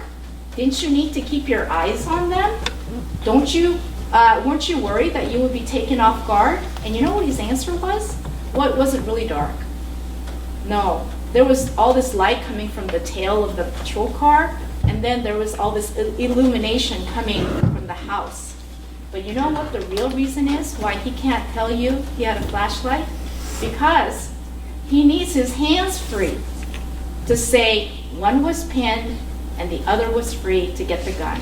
And that's why he cannot tell you that he had his flashlight on in the rear of the patrol vehicle where it's dark and he is contacting two suspects by himself.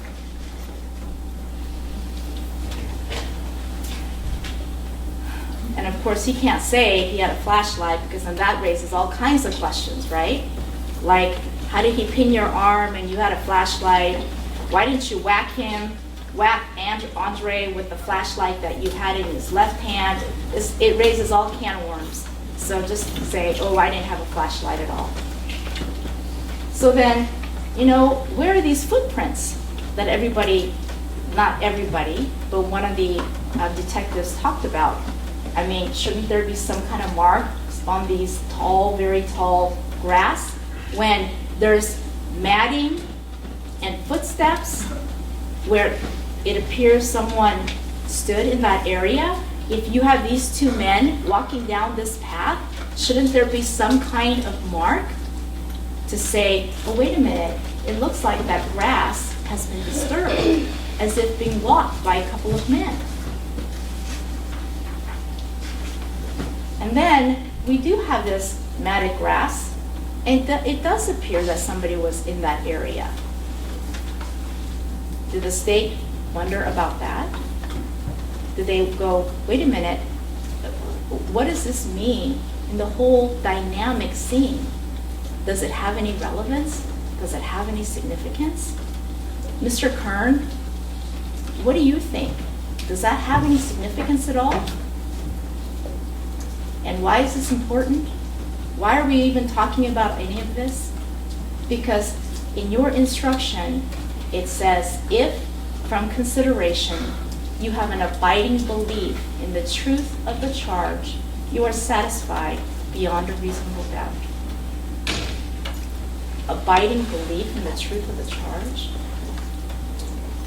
Abiding belief when Officer Donald is not being truthful about his injury?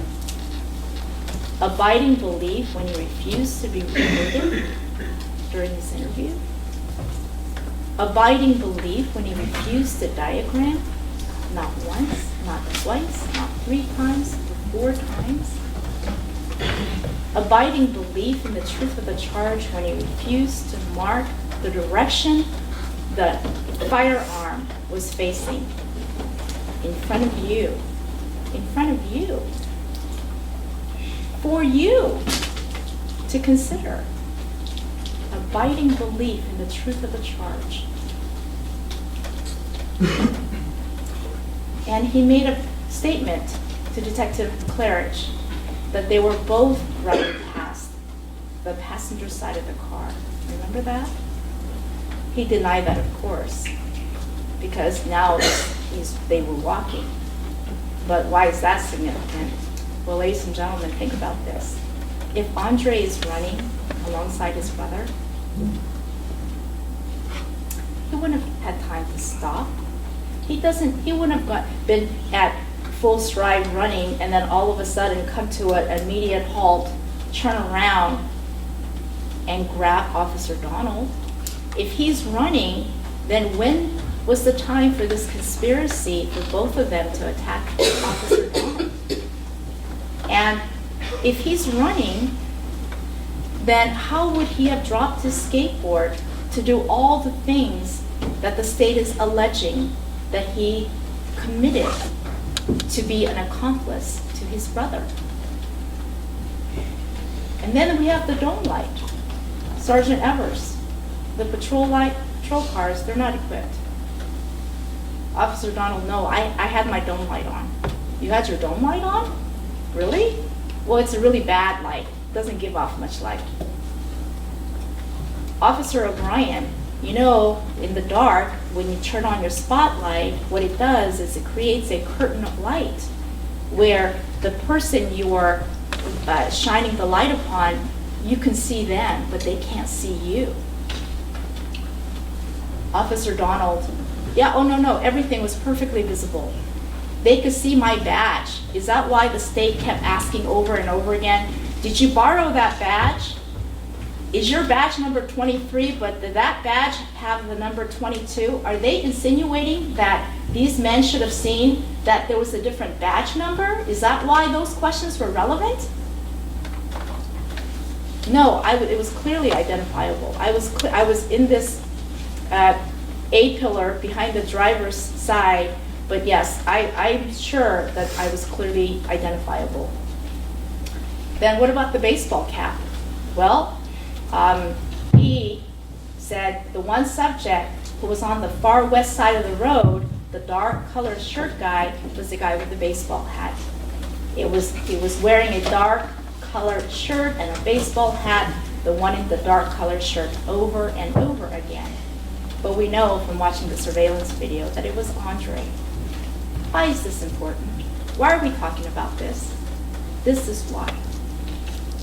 Because if it's true that he is watching them carefully as they're walking past the patrol vehicle, if it's true that he's watching for furtive movements, if it's true that he is keeping his eye on them because he does not want to be caught unaware, you would have noticed that in fact it was Andre and not Bryson who was wearing that baseball cap. Counsel says 27 seconds. It took only 27 seconds. And you know what? It's true. All of this happened in 27 seconds. Well, let's see what all happened in 27 seconds, according to Officer Donald. Well, he radioed dispatch. He drove past them. He turned his car around. He parked his vehicle. He got out of the car. He told them to have a seat in front of the patrol vehicle. He watched Bryson attempt to hit his car.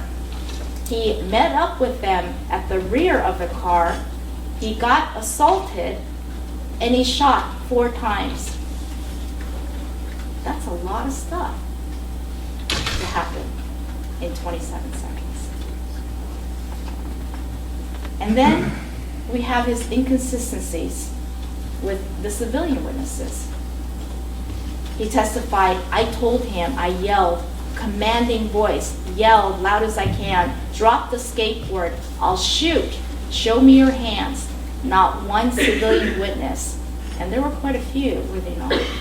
Not one heard these words. They heard a lot of different commands, but not these commands. And his story. Let's talk about how he saw Mr. Bryson Chaplin crouched, and how he ran to the center of the road, and that's where he stopped. And as Bryson approached, he shot Bryson. Bryson was 4 to 5 feet away, max, and he stumbled back a few feet, fell near the fog line. That's his story. Let's take a look at that. What we know is, we know that this, and I will rephrase, we have testimony that this appears to be a linear shot, and it did not come only from Mr. Sunni. Ms. Kathy Guile also stated that yes, it appears linear. In, out, in, out. And Dr. Lacey testified that this was the entry wound and that was the exit wound. So then, when did this shot happen, right? Because you can't just take what it is, you have to think about it, don't you?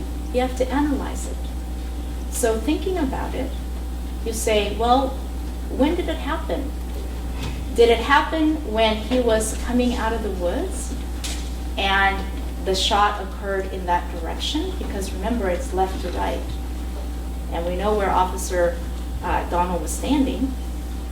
Is that when it happened? Or did it happen back here when Officer Donald was firing and they were fleeing? And that's why we have this extra cartridge casing near the rear of the patrol vehicle. Is that when it happened? Well, why not at the altercation? Why not when, as Officer Donald described, that he's being held down, his arm is underneath his right arm. Could it have happened then? We have to think about that, right?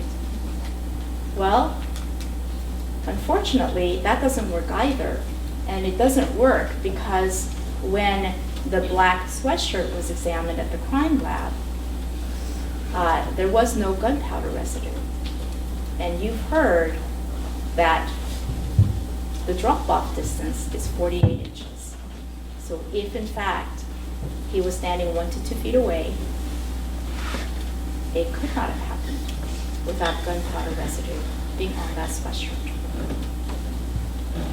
Mr. Sunni opined, based on his training and experience, that because there was no blood around the site, there was no blood around the waistband, that that the incident occurred, the shot occurred near the guardrail. And the state says, well, that makes no sense. That makes no sense at all. But ladies and gentlemen, which is worse?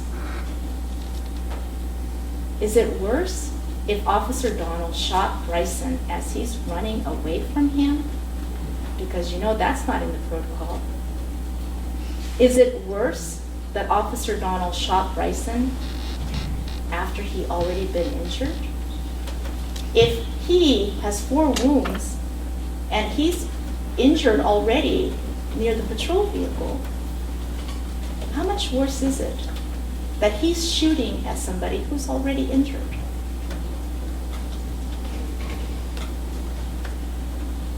Is it worse that Bryson got shot when he jumped out of the bushes? Because that's the only way that shot could have happened, since it's left, right, in and out. What about when he was crouched in the bushes? Which is worse? when Bryson tried to run away from him. In this scenario, what is worse? That Officer Donald shot at this person who'd already been injured, or somebody was trying to hide from him and running away from him? Officer Donald initially said, you know, I think I possibly shot one. Remember that? We heard the radio dispatch. And we heard that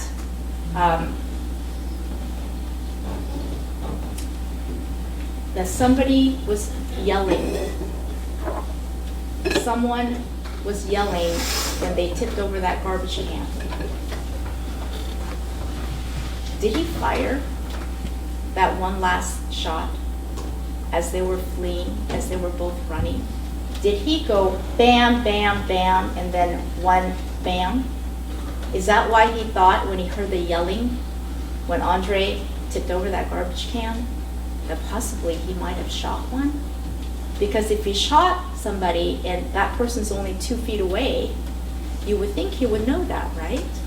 Having had that military experience, having been in combat, knowing perhaps how somebody sounds when they're injured by a bullet.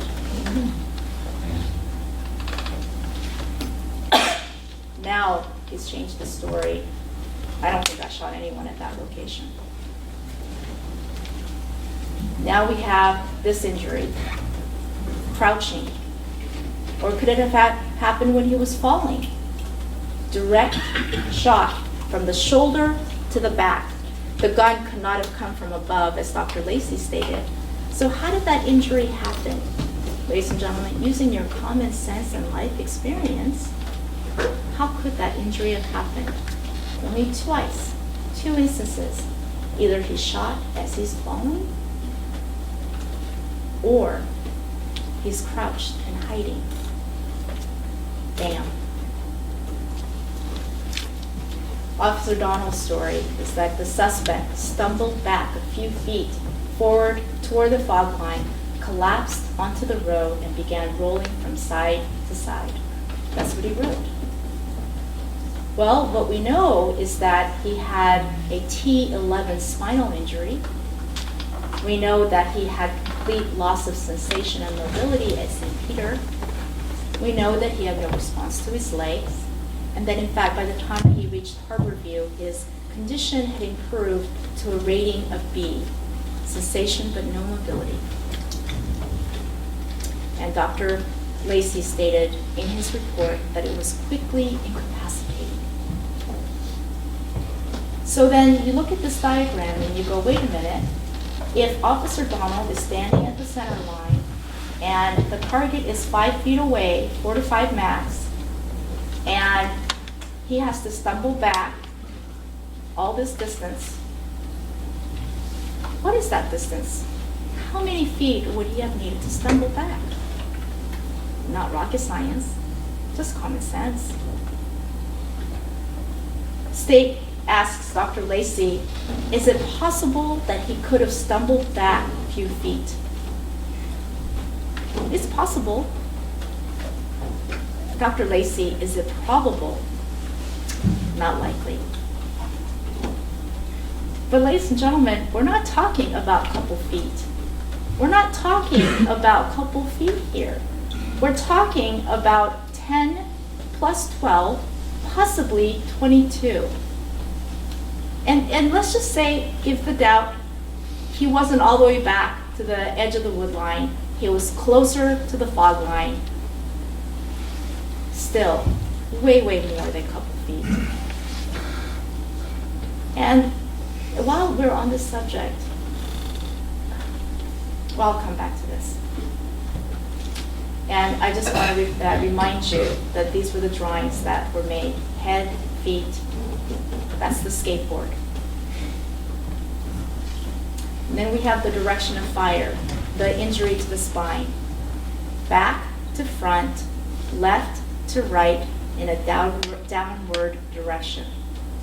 That's the spinal injury. Ladies and gentlemen, how did that happen? When did that happen? how could it have happened if you accept Officer Donald's account of what happened? I saw him, I ran to the middle of the road, I had my gun at him, and I shot at him as he was coming towards me. How did this happen? We know it couldn't have happened by the car because he had a spinal injury. State says, I wanted to tell you the position of the bodies. I wanted to tell you how people were positioned. Okay, then why didn't they? Why didn't they? Why didn't they talk to somebody before this trial so that witnesses could come in and say, I think this is how the bodies were positioned? And counsel said, it's not important. These things that the defense has been talking about, it's not important to your decision. Really? Is that why they didn't call anybody from the hospital? All those doctors who operated on Bryson Chaplin? They called in 2 physicians to talk about alcohol intoxication. Was it not important to you to hear how many gunshot wounds Mr. Chaplin has sustained? Was that not important? Why did it take the defense to bring out that information when we have no burden of proof? Trajectory, it's not important. Is that why no one from the witnesses, the multitude of witnesses that the state had called, and not one witness told you the direction of fire and trajectory? Is that not important? Is that not important to discern whether or not we can believe Officer Donald? We can trust his story. We can rely upon his story. You know who thought it was important? Lieutenant Ziesmer, when he was asked. He said, yeah, that's important.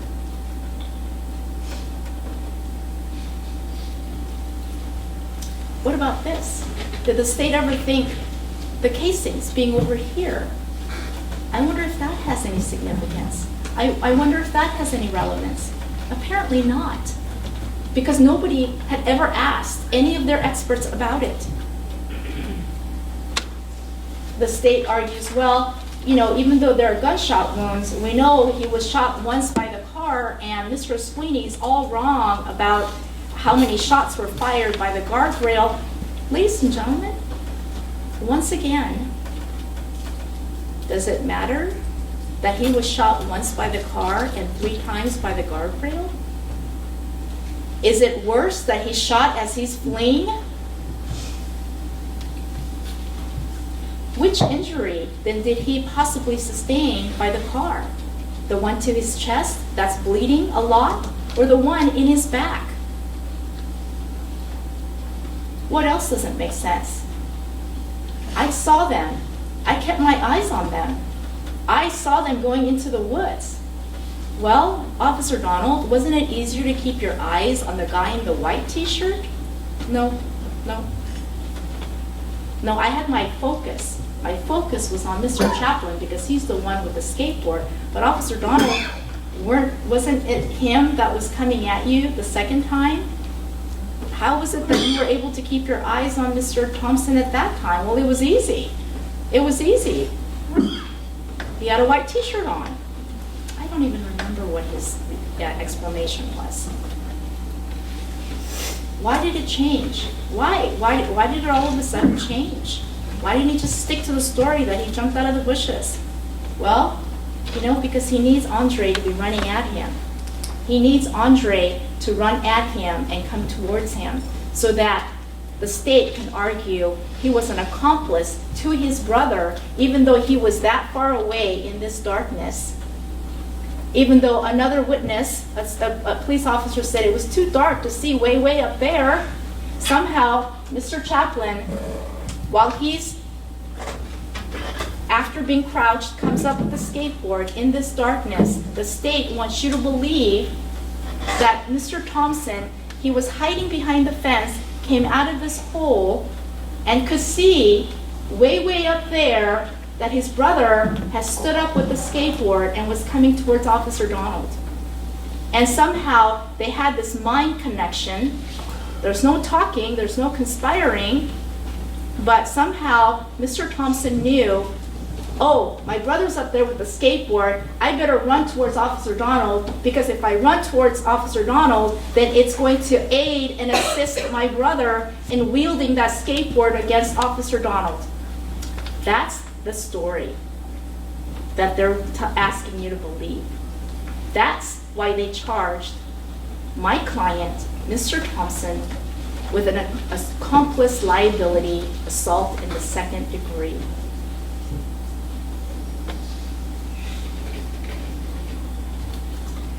Lack of investigation. They sent the black sweatshirt. They asked for distance determination. They knew about the testing because they asked for it to be done. They never sent the white t-shirt.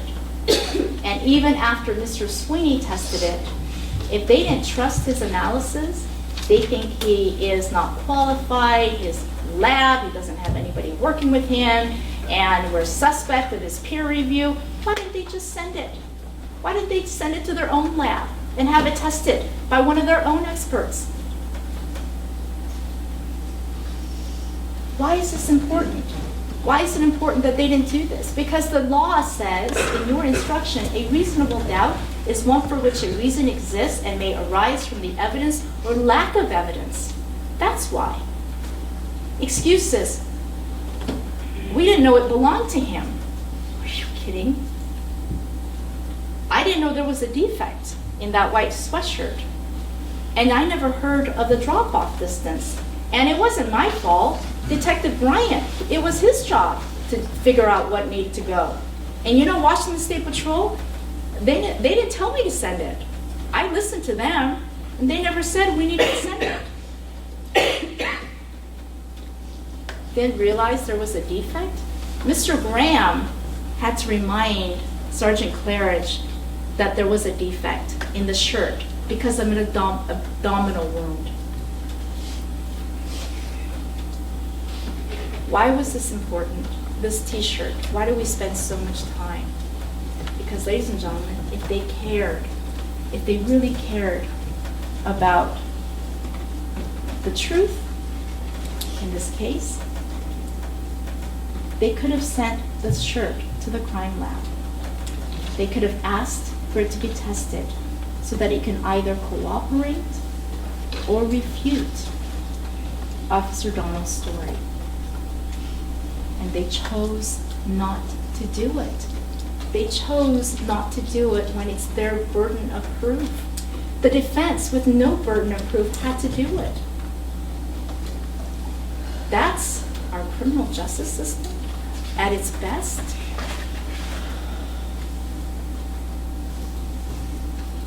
I never heard the drop-off distance. I didn't know what that word meant. Sergeant Claridge, it's in Kathy Giles' report. Drop-off distance. And in fact, you summarized her report in your own report, did you not? And Ms. Giles said, of course I would have tested it. Of course I would have.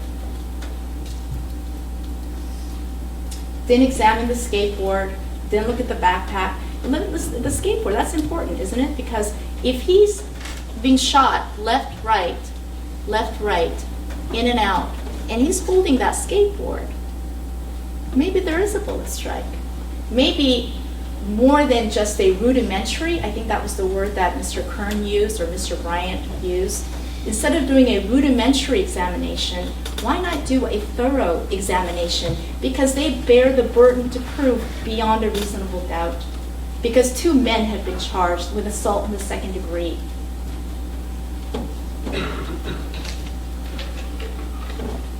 None of these people thought to call any of the doctors to say, can he stumble back? Can he walk? And you know what? Detective Claridge and the critical incident team never even bothered calling Mr. Kern and Ms. Guile. Not once. That is our criminal justice system at its best. What happened? I submit to you, ladies and gentlemen, that the evidence supports that this is what happened. Kaylee Savage, before the first volley of shots, hears, "Stop, police, get down, get down, get down, get down," is what Officer Donald never said, he said. Before the shots are fired. And why is that significant? Because if he's yelling this after he fired and they're running, it's not significant. But before the first volley of shots, he's yelling, get down, police, stop." And why? Because they're running. Because they're running away from him. He says, "Come and have a seat." They're like, "Ah, police, let's book." They're running, and he starts saying, get down, police, stop." And then what does he do? Because they're not, he starts shooting warning shots. Bam, bam, bam, and he's standing over there.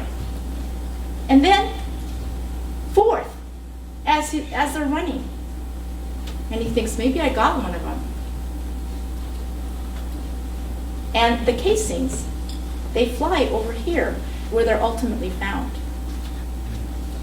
And they run, and he runs after them, and they run through the bushes. But Officer O'Brien and Don Evers, they're running in the opposite direction, and so Sergeant Evers says it seemed like they were backtracking. We heard them, and then it sounded like they were backtracking. And then Bryson is hiding in the bushes, and Officer Donald sees him. And Bryson, because he's been shot at, like shot in his direction, and this cop is like willing to use his gun, and it's dark, he starts to run away again. He ran away, he hid, he's starting to run again, and Officer Donald says, get down, stay down, and he doesn't, and he shoots Bryson again.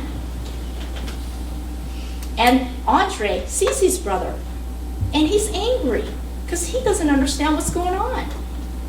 And Officer Donald yells, get down, at Andre. And Andre won't get down. He doesn't have a weapon, he doesn't have a skateboard, and Officer Donald is yelling, get down, and Andre is saying, come at me.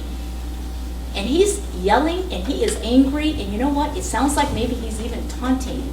And what does Officer Donald do? He shoots him. And Officer Donald knows that you can't shoot warning shots. You could get in trouble for that because that's against protocol. He just shot at 2 men, and one of them was unarmed. But he knows. You know what he knows? He knows you can shoot someone who is unarmed if they're going after your gun. He knows that because, and we know that, because Sergeant Reschler testified that that's the one time that you can actually shoot someone who is unarmed. And Officer Donald knows this. And Officer Donald says, he's so close, so close. He was so close, I could see his eyes. Ladies and gentlemen, can you imagine in this darkness? You know he didn't have a flashlight, right? How does he see his eyes in this darkness? He's so close, I could see him target glancing at my firearm.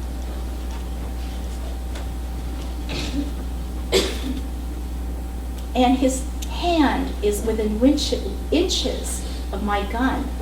And he was so close, I couldn't even extend my arm out to shoot.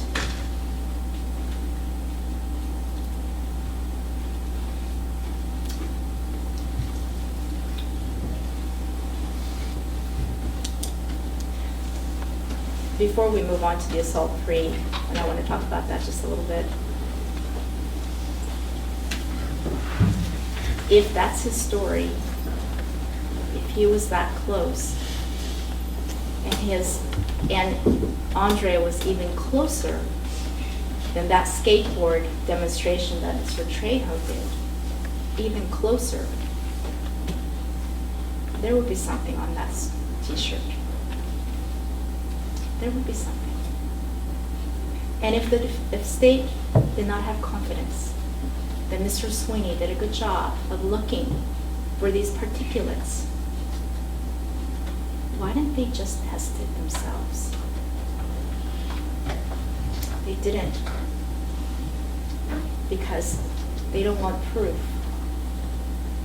that forensic evidence is inconsistent with, contradictory to, and does not support Officer Donald's story. And that's why they didn't do it. Assault 3, the state says if you don't believe that the skateboard was a deadly weapon, well, here's the catch. You have to believe his story the way he says it all unfolded, but say, I don't think that's a deadly weapon, in order for you to find both of these men guilty of assault in the third degree. But I want to tell you something else. This is very important, and I'm asking you to listen. My client, Andre, is charged as an accomplice, which means he is only guilty if Mr. Chaplin is guilty. And once Bryson Chaplin was shot, and he couldn't wheel that skateboard anymore, and there was no assault that could happen against Officer Donald, the assault had been terminated at that point. And he cannot be an accomplice if the assault has been terminated. Which means even if Andre did come towards Officer Donald after his brother was down, because the assault had been terminated, because now he's charged as an accomplice, right? Bryson goes down, there's no more weapon, there's no more assault. Even if he came towards Officer Donald and tried to grab his gun,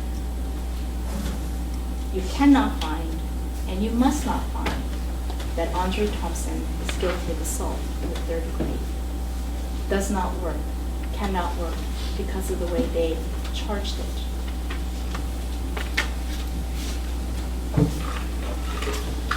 Ladies and gentlemen,